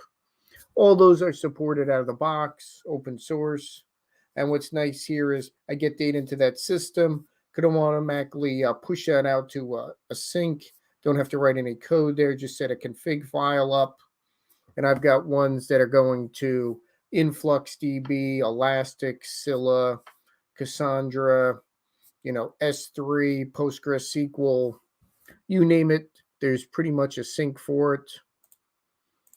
So we'll go into Pulsar. Why it's kind of cool. It's a little different from some of the other technologies. Is it's serverless computing framework is built into there. You got support for multi-tiered storage. You got support for both streaming and PubSub. So like if you want to do something like Rabbit, you could do that. You want to do something like Kafka, you could do that. Lots of different protocols. You don't have to learn all new ones to be able to use the system. Everything is set up in a cloud native way. So you've got separate layers. So the brokers scale independently from things doing compute. They're doing things from storage, and then separate from tiered storage, which can be, Amazon, Google, Microsoft, HDFS, whatever you might have there. So you got one platform to do any messages. Guarantee your messages get there. All of your parts of this system is resilient. All those layers can be scaled out or up pretty easily. And with that backend storage in the cloud, you can be as much data you want in your messaging system as possible.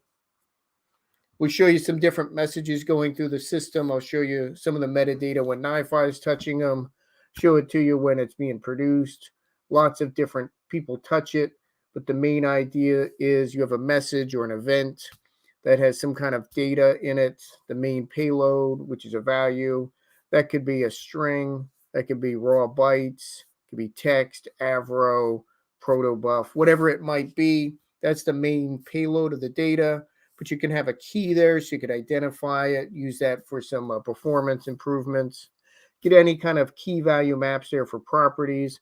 This is important if you want to add some metadata without, changing what's the main value of the system here. Pretty important in these use cases. You get a producer name, so I know who made it. Helpful if you're trying to figure out if there's duplicates. Same with sequence ID, and important in ordering.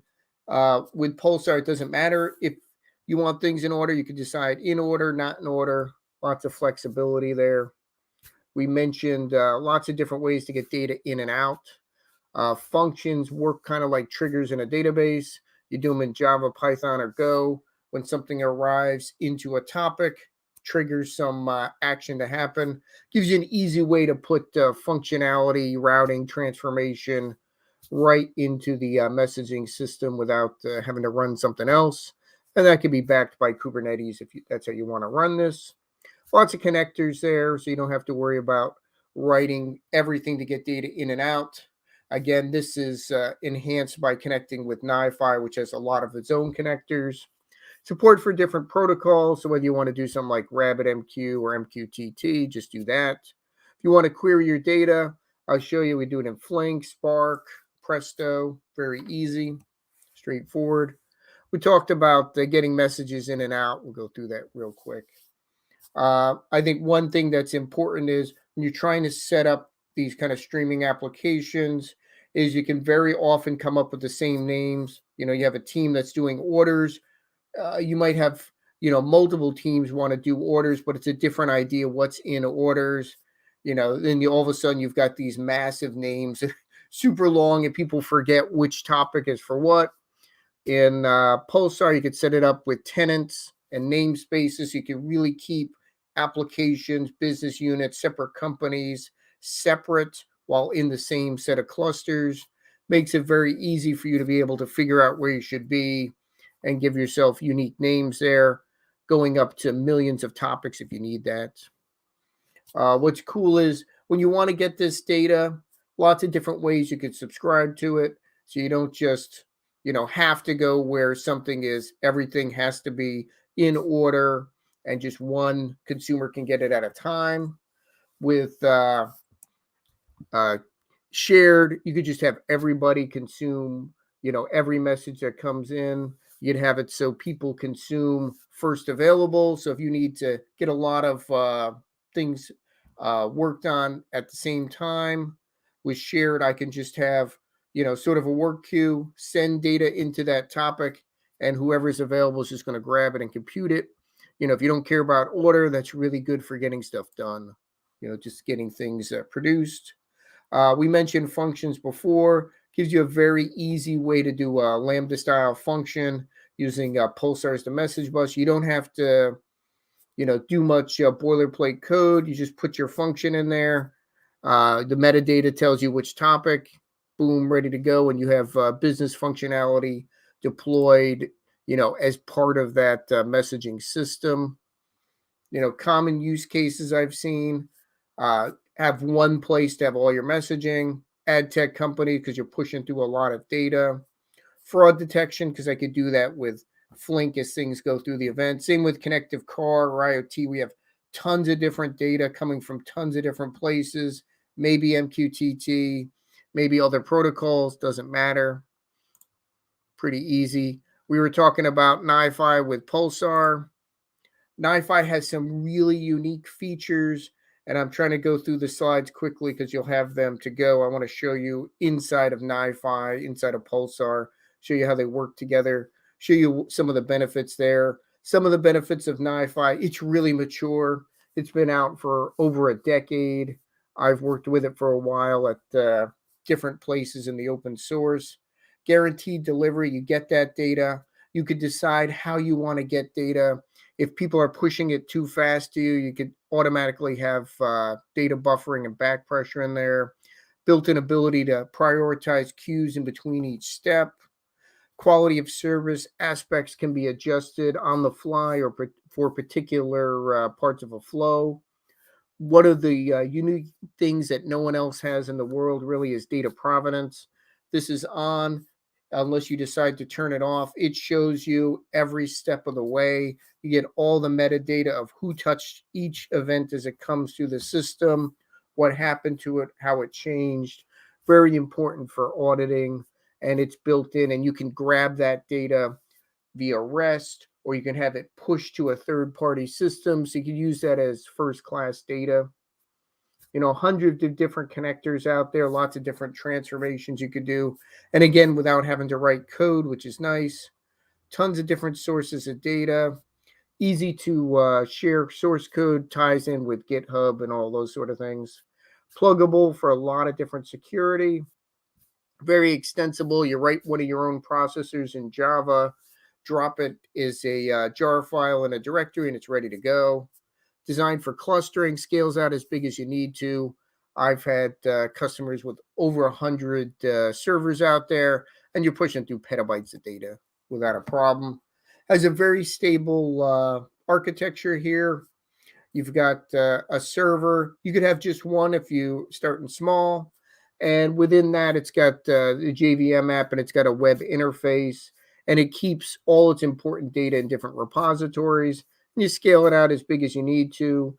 Once you start getting into a cluster, you'll have someone coordinate that, and there'll be a primary node, because sometimes you want to just run on one server. Certain things like you can't read. You don't want 3 people reading from the same directory, those sort of things. Zookeeper helps with that. There's no plan as of yet to replace Zookeeper with something else like they're doing with Pulsar, but you know, that's maybe on the agenda in the future. We'll show you what Provenance looks like in the live system. Show you can configure back pressure. This is a unique feature that works really well when I'm reading to and from Pulsar, is record processors. These work with anything that looks like a record or a table. You know, if you could have a schema on it, or you can infer what the fields are, you know, XML, comma separated value, JSON, Avro, those sort of things. Works really nice and lets Nifi run SQL against your data. Very cool way to do processing. There's a lot of new ones they've been adding. We're up to 115.2 now.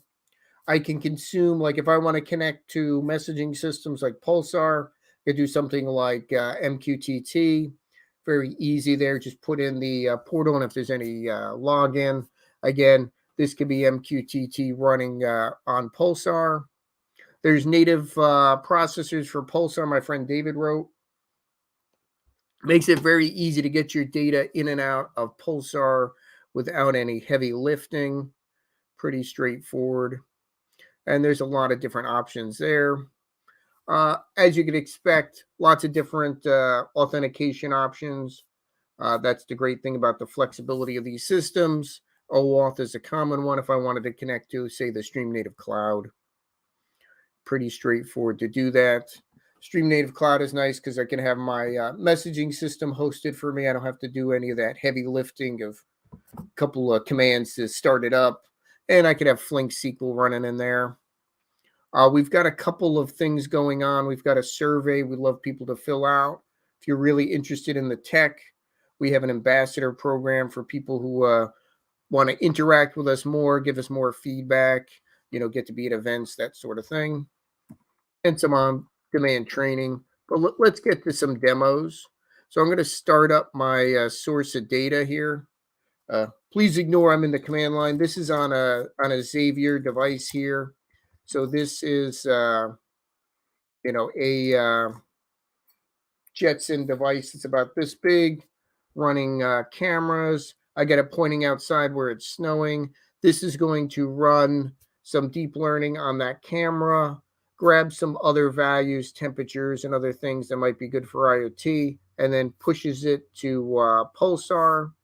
And that's running in a loop there, just constantly gathering that data. So we have that being pushed into the system.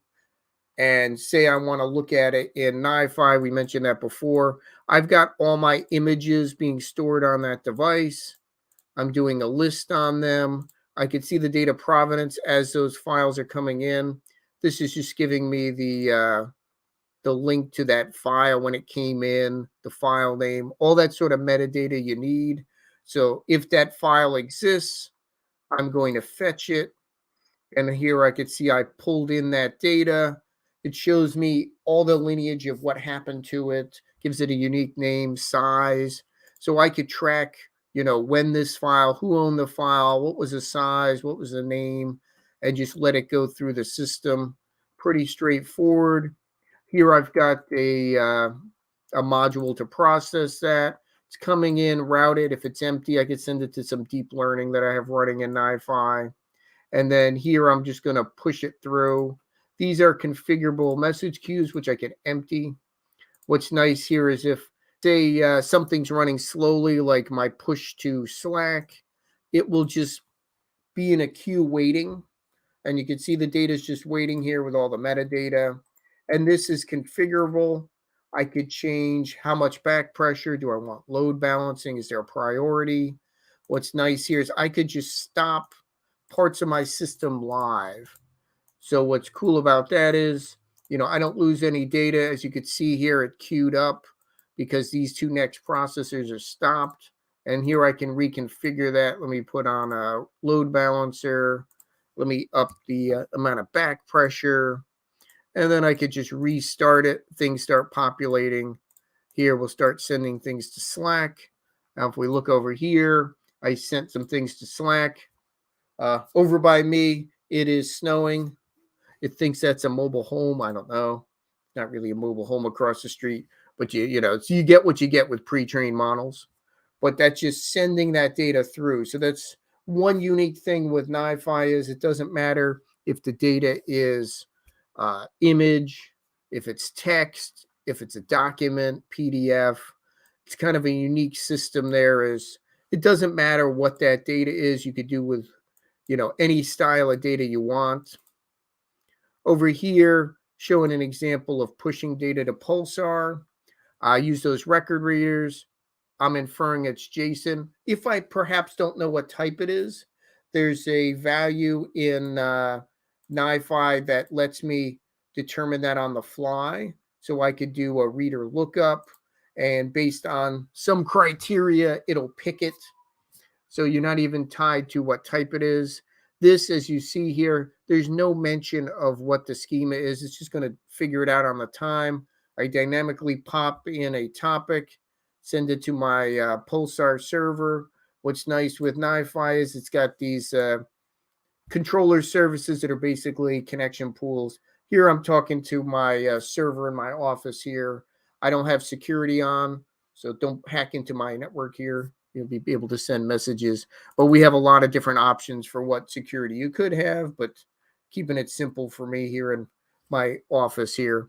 So as you see here, there was a bunch of data waiting around here, data coming in from different places. And while it's waiting, I could just start it up and it just starts sending messages. And we look at the provenance, what happened. It modified attributes. So you can see here, one message was sent to this topic. And then if I look at that topic, we'll see it gets data. Pretty straightforward. What's nice here with Nifi doesn't care what type of data it is. Like here, I am going to grab, in the United States, you might have saw it's snowing. We got a big snow incident here on the East Coast. So I'm going to download all the US weather data. It's a zip file. It's everyone's favorite. Fortunately, Nifi can unzip things, can pull things out of a zip, can also convert those nasty XML files. Who's doing XML? But people still are. XML, convert it to JSON. Here I do a little SQL on it. If it happens to be an airport, those are the only real weather sources in the US. I want to know. Don't give me the garbage data. So I got that data being processed, and it's getting pushed into Pulsar, but I can push it elsewhere. Lots of different things I could do here. Here I could push it to a different topic if I wanted, or push it right to a database, or push it to some other data store. Like here, I'm pushing it to Trino. Lots of different options here. So I'm getting data in. As you can see here, we're pushing that weather data to Pulsar. I just sent 4,000 records. We should see what's going on with the weather. Let's take a look where our weather data is. There we go. Just show 100 of them. When's the last observation time? The data is coming through the system here, and it's different temperatures.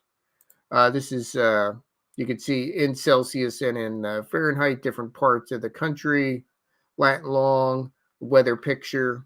Pretty straightforward to push that data around. Now you saw we had this sensor data. Where's that going? That's going into a message topic. If I want to examine it without having to use some kind of boring tool, I can use a regular DB tool because we have that Pulsar SQL or Trino sitting on top of it. And because I have a schema out there, it knows all the fields, you know, knows there's a camera, there's a CPU temperature, there's that analysis of that image out my window it took. And then if I query that data, which is just, this one's just a select star, it just shows me all those individual fields that are in that record. Each record here is an event and a topic, and that event can be read one at a time or in batches within Nifi or within Spark. You know, down here I have Spark running, so whenever a new record comes in, it's just dynamically receiving that, and that could be pushed to a sync. That could be done for, you know, continuous ETL, whatever you might want to do with Spark in those micro batches, or I could do it with Flink and have continuous feed there. But it's pretty straightforward to do that. And again, each of these records are stored in that topic. If I don't have space within my node that does storage, I can offload that to Cloud Data Store. And for you reading it through here or through any kind of consumer or through Nifi, you won't know that. It'll just keep reading. You're like, give me everything back since the first message you ever sent me 20 years ago. We will go back all the way to the first one that may be offloaded somewhere in an S3 bucket, and we'll still get it. It might be slower as we start getting there, but the performance of pulling that data out is pretty fast. It's not a concern, especially if you're trying to look at legacy. If I want each record as it comes in, boom, we're showing it as it comes in. And I could do the same thing on a front end website. This is a single page app. There is no back page application here. This is just JavaScript. The JavaScript is sending data to WebSockets, and that WebSocket is doing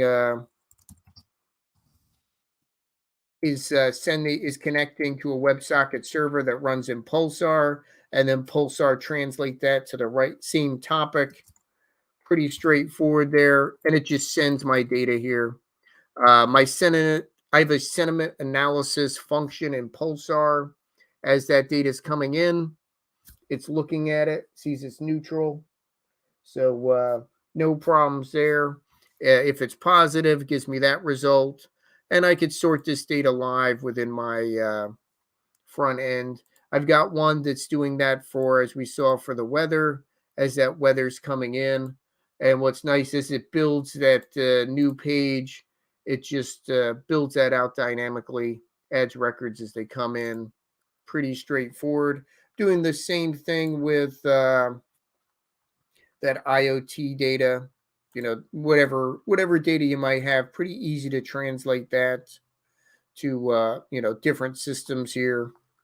This one is reading all the messages from the beginning from my IoT stream coming off of that Jetson device. As you can see, there's a lot of them. I also have a sync within Pulsar that's sending that data to a live PostgreSQL database in a cloud. Could have been Snowflake, could have been Redshift, could have been any data store you want. You could do it to Lakehouse, Cloud Data Lake, on-premise database, whatever it might be. Pretty easy to connect to JDBC from Pulsar or Nifi. Here, this is the current local time in New Jersey on the East Coast. If I was running this on my Stream Native Cloud, I get things like access to that schema. What's nice with Pulsar is the schema registry is built in, so it's very easy to interact with, whether it's from a different Pulsar client or it's from something like Nifi. So I'm sending those images that we're getting to Slack via Nifi, pretty straightforward. If I wanted to do things with a notebook, I can connect Jupyter right to Pulsar, get my data in and out, or connect it via Presto, SQL, and just query it that way. Lots of different ways to get data in and out. You don't have to write code all the time. If you're a .NET person, you can write your connectivity stuff in .NET. Obviously, if you're using Nifi, you don't have to write code in any particular system. Makes that a little easier. You're not doing the heavy lifting there. Pretty straightforward. Lots of different things you could do within Nifi or Pulsar. I don't know if people have any comments or there's a way to chat.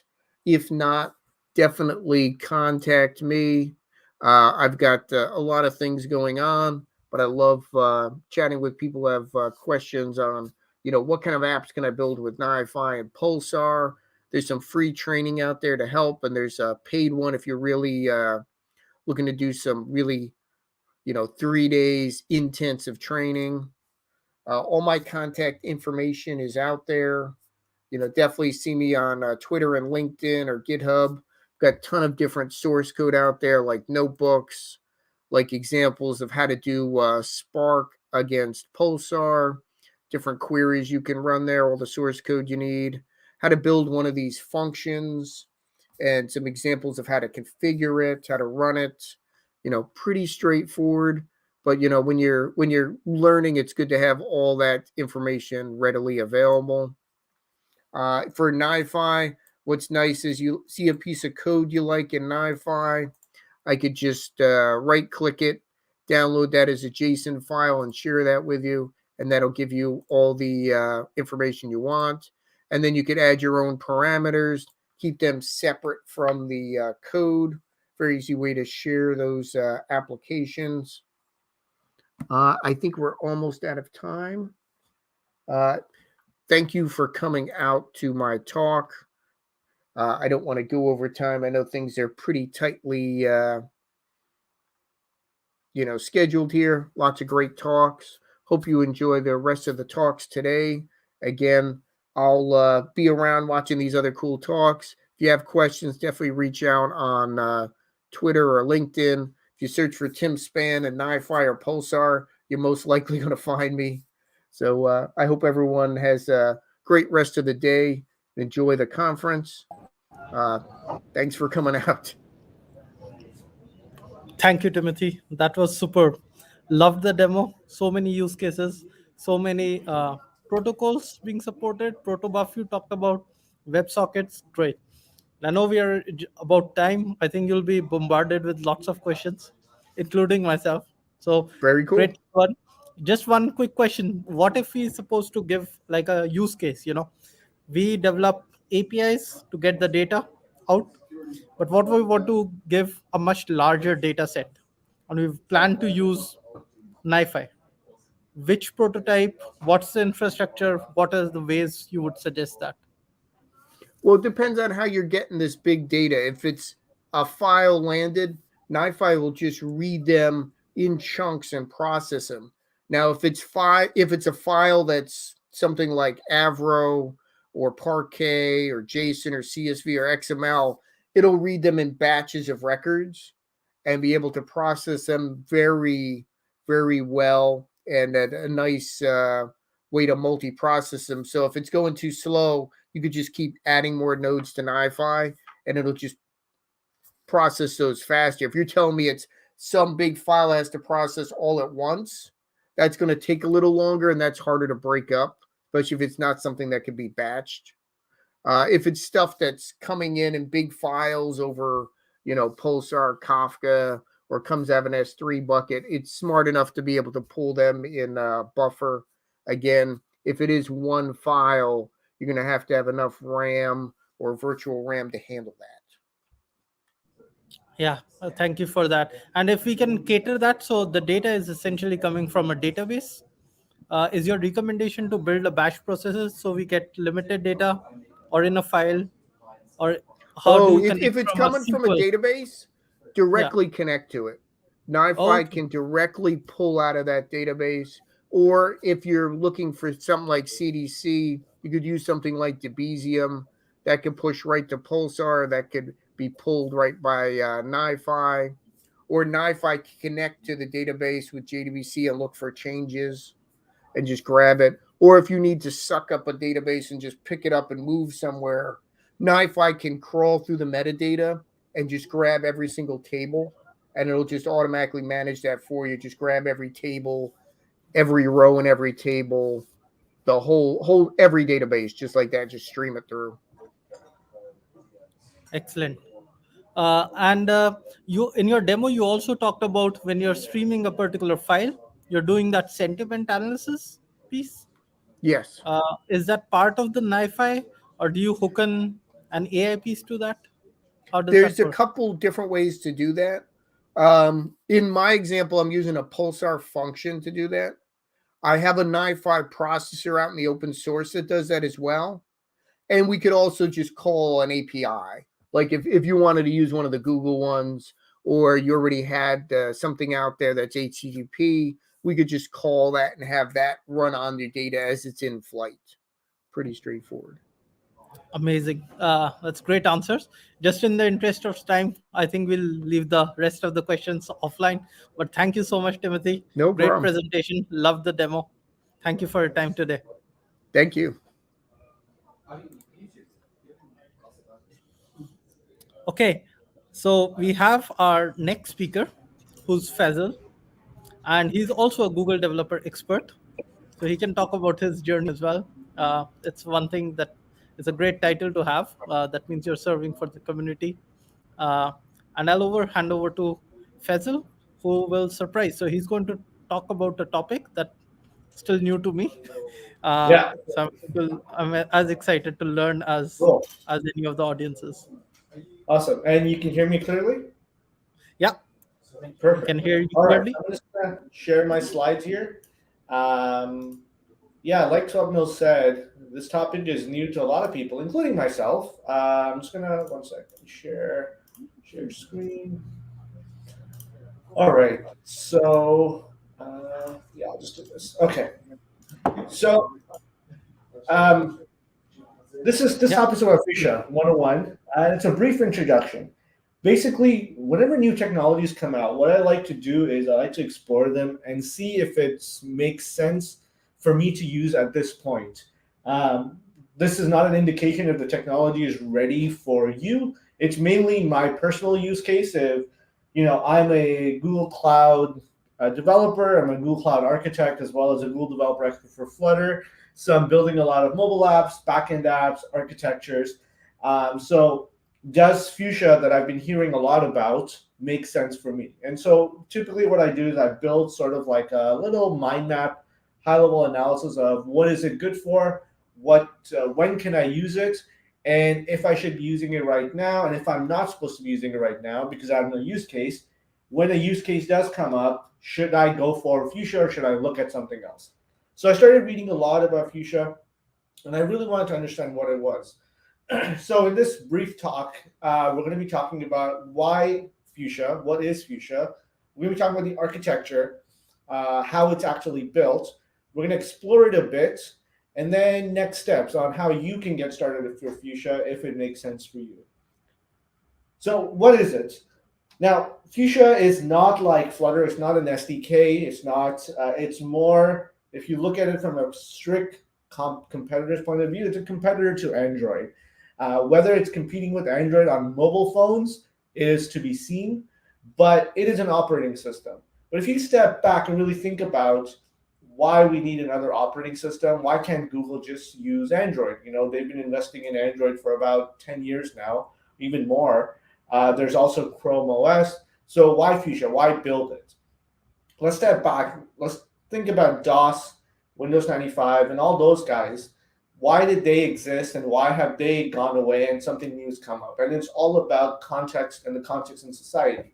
If you look at DOS, DOS had a specific purpose for terminals and for those really big computers to get commands done. You just wanted to write programs, whether they're simple or complex. There was no GUI. There was no multitasking. It was one program. It ran, usually a Visual Basic or something, Fortran. It ran it, and then it compiled, and that's it. That was one task. And when you're building an operating system, you're not thinking about what do my users need today. You're really thinking about what do my users need 5 years from now, 10 years from now. It's really hard to predict 5-10 years. Like if you go back to 2010, there's no way you could have predicted technology in 2020. There's absolutely no way. But you start to think about what could happen. And so Windows 95, Mac, the early versions of Mac, all these guys came out, and they were built for the context of their time, right? Like how society was, how technology was, where hardware was trending. So you come to Android, and Android was built specifically for mobile phones. There was no idea for Android to run on IoT and all these different surfaces that we have now. If you remember when Honeycomb came out, that was a big thing where there was almost like a retooling of Android's UI to get it to run on a tablet. And really, to be honest, Android has never properly ran on a tablet. Like it looks nice, but it's never been iPad, nor some of the other tablet OSs that exist. And because Android was never intended to run on tablet. Apple, lucky enough, was able to sort of fork iOS and make it iPad OS and really give those multi-screen features. And they dominated that market. They were just better at it. But again, all these operating systems were designed for certain use cases that they're being pushed to the limits now. Now you can go, I was in a hardware store to buy like furniture and stuff, and I saw a fridge there. And that fridge is running Android OS. Literally, I can see the Android buttons there. I can press it, and it's a Samsung skin of Android. Do you think when these guys were designing Android, back in, say, 2005, they thought about, cool, wouldn't it be neat if this can run on a fridge? Absolutely not. But Android's been kind of ripped apart to get it to run on all these devices. So you look at the multi-surface world now, there definitely needs an operating system that can run on all these different surfaces. And this multi-surface might be familiar. You think about what Flutter is trying to do. Flutter is all about, deploy your Flutter app on Android, iOS, web, Mac, desktop, Linux desktop, Windows desktop, everywhere, right? But what about the operating system? Why not have the operating system do the same? And so Fuchsia is a reimagining of how you can build an operating system from new architecture principles that we have learned for the past like 30, 40 years, right? Obviously, we have learned how to build better kernels, more secure kernels, secure operating systems. When you think about DOS and Windows 95, it was never built with security in mind in the sense of what we need today.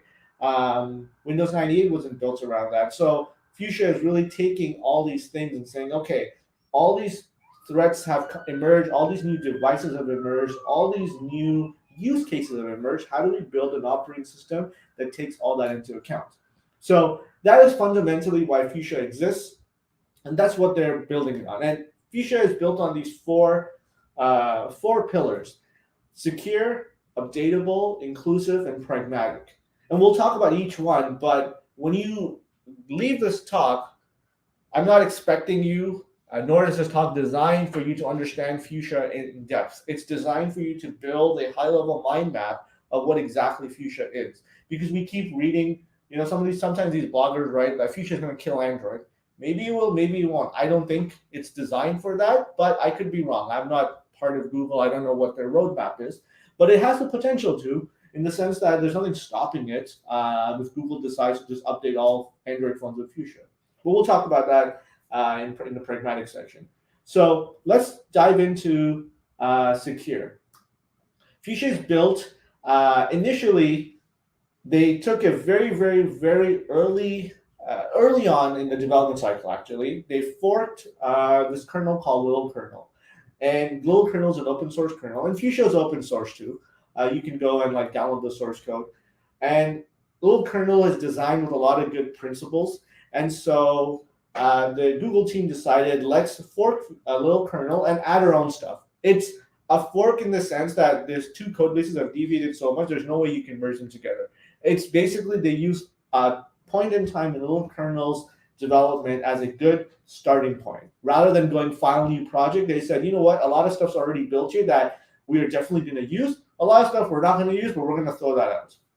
So Little Kernel and the Fuchsia kernel, which is Zircon, is built with security in mind. It's built on this least privilege principle.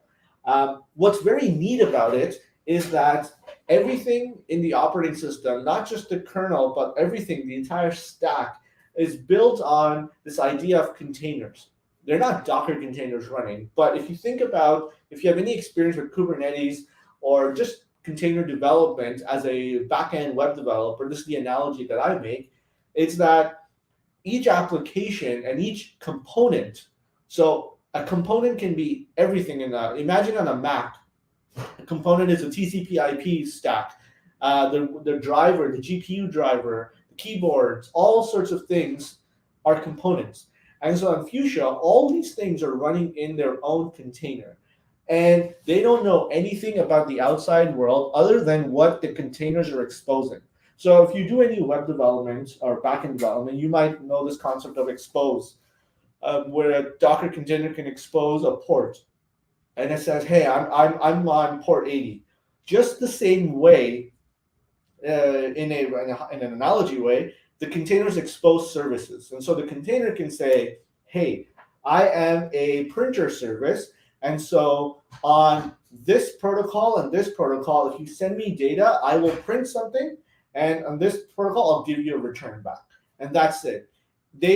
It doesn't know anything about all the other services, and all the other services, when they communicate with the printer component, don't know about the internals of the printer component. So, and nor is the container itself accessing data that exists outside of its namespace. So that package, that container, comes with everything it needs. It's this idea of blobs. Now, the only caveat to that, from what I've understood, is that when you have blobs, say you have a container that has a Python runtime, you don't want 5 different components with Python runtime. So Fuchsia can optimize that and look at the hash, the cryptographic hash of that Python instance inside the container and go, hey, I've seen this in a bunch of other containers. So what I'm going to do is put it in something called a blob store. And that way you can easily go and reduce the size of that container. I think that's a little optimization. Don't really worry about that.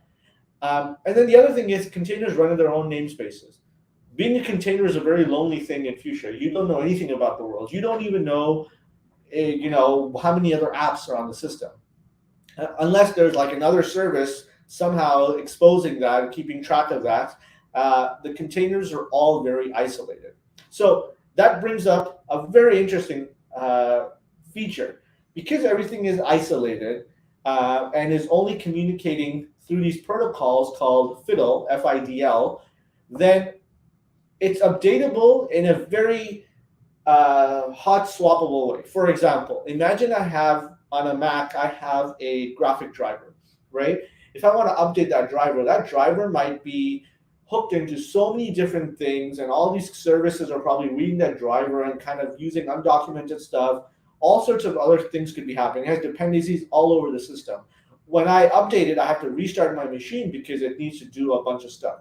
On Fuchsia, because everything is isolated in sort of like a container, it is in a container, but think about it like Kubernetes. If you've ever done backend development, when you deploy something on Kubernetes, it deletes that container and puts a new one in. But the rest of the world thinks that the container is still running. Right? It doesn't know that there's a whole new container because all it's doing is communicating through port 80 or port 443 or whatever port the container is exposing.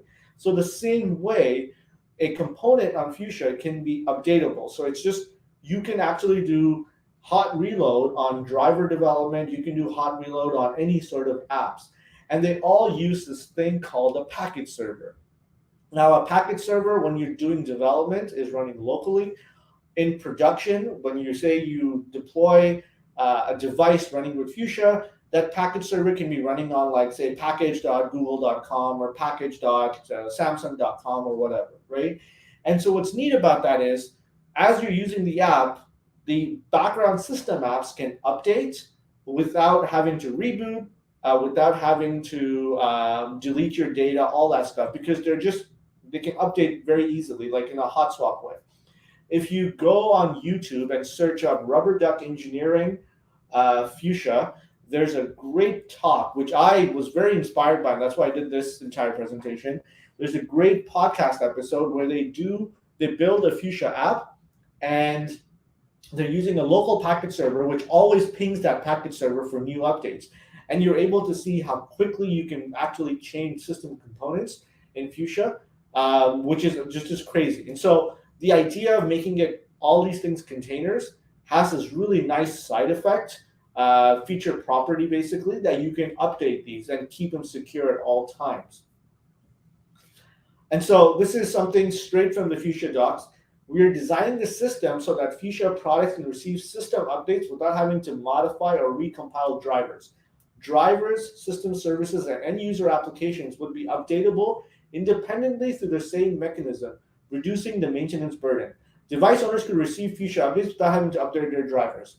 Now, imagine this, right? This is like an extreme scenario, but this has happened, where you can be using your device, and a new update for Fuchsia, a very critical security update, is out, right? On Windows or Mac, it's just like, bam, please update. I got to hit restart, and it does a bunch of, like, a 40-minute update. On Fuchsia, imagine there's a security update in the printer driver. I'm going to pick on printers for now, right? Fuchsia would maybe show you a notification saying there's an update in the printer driver. All you say is yes. It swaps out that container, puts a new container in, done. Everything just working. So it's very powerful for security. And because they're all isolated and they all abide by the interface, as long as that container, that component, has been tested thoroughly, it's not going to break anything in the system, because all the other services, all they rely on is the interface, the fiddle interface. So as long as that fiddle interface does not change, nothing will change. Everything will just work on its own. So it's a very beautiful way to design an operating system. Inclusive. Inclusive is really interesting. So Fuchsia, again, is built for our times. When you look at developers are building software in every language possible, right? Some developers like Go, some developers like Net, some developers like Rust, Dart, everything. And so Fuchsia supports building system applications. You can write a driver if you have to in Dart, for example. Why? Because remember, it's this container package. Everything is isolated and containerized. So if you are crazy enough, it is probably possible that you can have a V8 engine running, you can have some JavaScript, and you can write an entire driver stack in JavaScript. I don't know if it's pragmatic. The amount of, like, weird boilerplate code you'll have to write is insane, but it is possible. And so you can write, as long as you bring your own runtime. There's this whole concept of BYOR. You can actually write applications in any language you want for the system. And there's a quote by the Fuchsia team again. It says, Fuchsia simplifies the development model, making nearly all user space software a component, from system services to end user applications. This principle is known as bring your own runtime. So anything you want to write, if you have an idea and you're really good at Rust, and you want to write you have a hardware that, like, reads your fingerprint or something, you want to write a driver for that, go ahead and write it in Rust. You write it in Go. As long as you're abiding by those fiddle protocols, you're good to go. And lastly, Fuchsia is pragmatic. The one thing the Fuchsia team wants you to know, and they didn't tell me to tell you, but it's on their website, is that it is not an experimental operating system. A lot of times people think Fuchsia is just some cool thing Google's doing. I mean, Google does have $1 trillion, so maybe they're just throwing engineers at this for fun. but absolutely not. This is a very, very pragmatic, real-world use case. In fact, let me tell you in my opinion, this is along the great software stories like deploying like something to the moon, right? They took a device that is old, I think about like 5-6 years old, which is the Nest Hub, and it is running Android or some version of modified Chrome OS or Android, and they over the air updated it to a whole new operating system. It might sound not exciting, but if you really think about how insane that is, that one day you're using one operating system on a really old device, and another day it updates, and you don't even know, here's the key, you don't even know it updates, and it's now running an entirely different operating system. That's like using a MacBook, waking up, and it still looks exactly the same, behaves exactly the same, but you realize that it's actually Windows now under the hood. And everything works. All your drivers, all your settings are there, everything works. Like, that is insane. And so Google did this, where they wanted to prove that Fuchsia is easy to update, and Fuchsia is, because of this bring your own runtime situation, the Nest Hub, or the Nest, whatever it was called, the small clock, was already using Flutter as its interface, right? So you had, under the hood, you had Android/Chrome OS, some weird OS that was running on this device, and the entire interface was built in Flutter. So if you remember, Fuchsia's bring your own runtime, they said, all right, so sounds good. We're going to get rid of all the underlying stuff. We're going to have drivers for the entire device, and when we're going to update the operating system overnight. So they did it around like, I don't know, 3-4 a.m. And when it updates, you have basically Flutter running now on a different operating system, but because it's in this containerized runtime, it's just working. And so there's a chance that if you do have a Nest Hub right now, it's running Fuchsia. And that's it. It's running in the real world on real devices that people bought with their money. And so this is an experimental thing. And I was recently reading that they're going to do a bigger deployment on more Nest devices and a bunch of other devices. So it is very possible that if you have a Chrome OS, not Chrome OS, Chromecast device, it might be running Fuchsia soon. I don't know about the internal details. Now, if you think about that, if you extrapolate this crazy engineering feat that they did, it is very possible that, we're at Pixel 6 right now. It is very possible that in Pixel 10, for example, imagine they call it Pixel X, it starts off with Android, and it looks like Android, but under the hood is actually running Fuchsia now. Why? Because Fuchsia right now is working on support for the Android runtime. Remember, BYOR, right? So there's nothing stopping Fuchsia running, not Dalvik, I forget what the new runtime is called. I think it's called ART. There's nothing stopping Fuchsia from running the new Android runtime. And so that is the idea and the power of Fuchsia. That's what they're thinking of.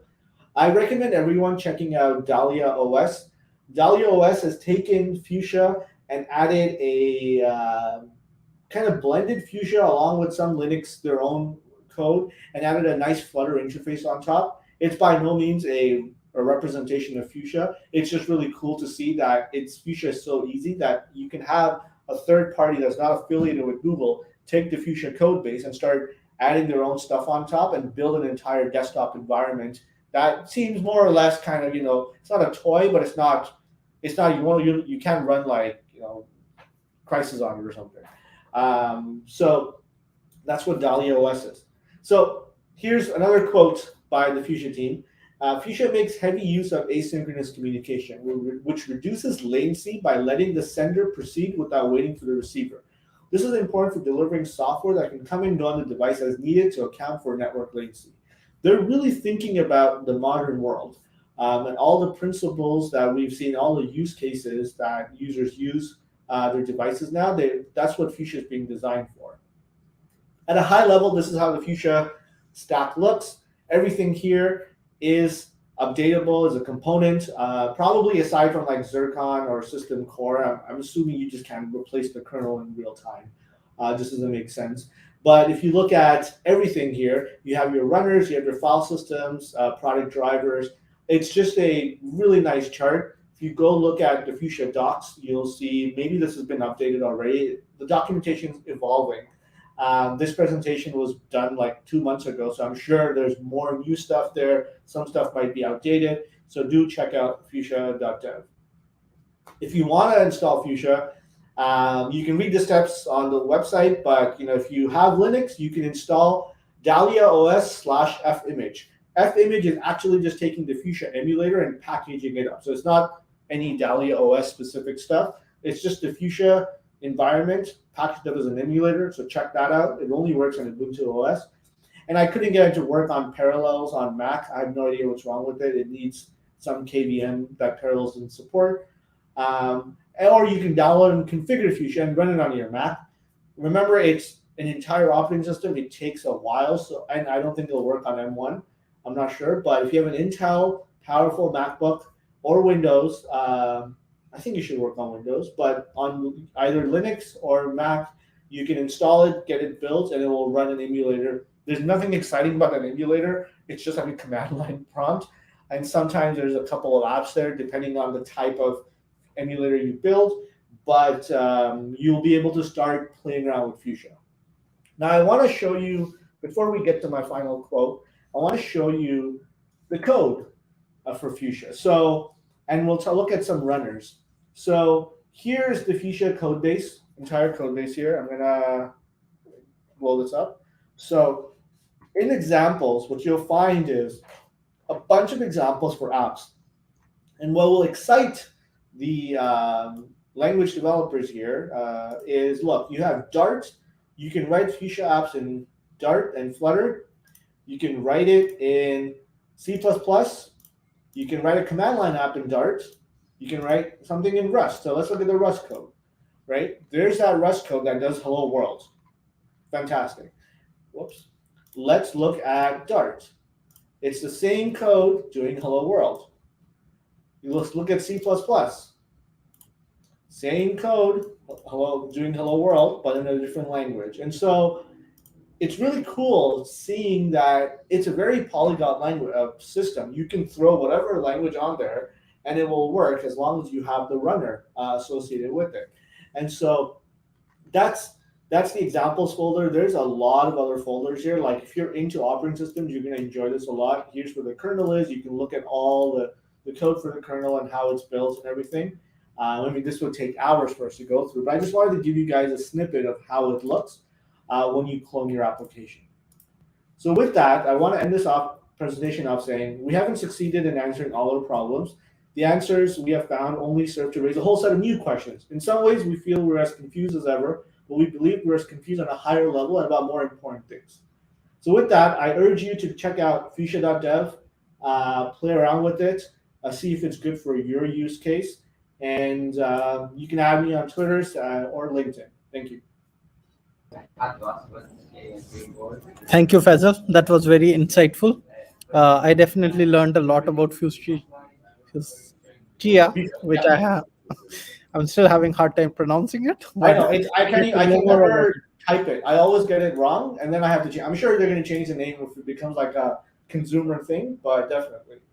Yeah, it was very insightful because you presented why another operating system, and not having, to do driver updates, bring your own device and security model. I think that would throw up a million of use cases for corporates as well. Exactly. Cool. In your case, where do you currently use it, and which particular language? So I don't have a specific use case right now for it. So this is one of the things I ended up realizing was it's not like as a developer, it's not for me yet. If I was hired, for example, by I do consulting on the side. So if say a fridge manufacturer came to me and said, hey, we want to get Android running on this fridge, I might say, okay, let's maybe take a look at Fuchsia. It might make our lives easier. Right? So because if we can design the interface in Flutter, then let's have Fuchsia as open source, work with your fridge drivers and get it up and running. So I haven't run into a use case yet, but it's in the back of my mind that when a use case does pop up, I can actually see, does it make sense for Android? Does it make sense for Fuchsia, or does it make sense to write something else? So it's kind of there now. So what you're saying is, from your vision, you see it going through the IoT market and that space. Yeah, I definitely think that market needs a very consistent operating system. I know Google tried it with Android things and it didn't work out. Why it didn't work out, I have no idea. But I know that a lot of IoT devices are looking at Fuchsia just by vaguely looking at the GitHub code and seeing sort of the development and the news updates, where Google has never said we're going to be pushing out Fuchsia to mobile phones. They keep announcing that, look, Nest Hub Max is now going to support Fuchsia. This is now going to support Fuchsia. So they're clearly thinking about IoT first. Who knows? Maybe end up going IoT and then mobile. It might happen. Yeah, and the examples of languages you provided, Go, Rust, they can come up very quickly. I think that speed definitely Exactly. That's the key, right? As long as you can get the Fuchsia running, then you can speed up your developers by saying, all right, we're going to be writing all our apps in Go, right? This is all IoT. Let's just get the interfaces working and write everything in Go, and you guys are Go experts. And so I think that's a very powerful feature of Fuchsia. That's great stuff, Faisal. Thank you so much for your time today and all the insights. We loved it. I'm sure as we watch the replays, we'll go to bombard you with questions on LinkedIn. Awesome. So thanks for sharing that. Bye. And that Faisal was also our last speaker on this particular stream, on this particular track. Feel free to join any other tracks that you're interested in DevFest, UK and Ireland. And with that, we are going to finish up this particular track. Thank you everyone for joining today, and enjoy the rest of the tracks. Bye now.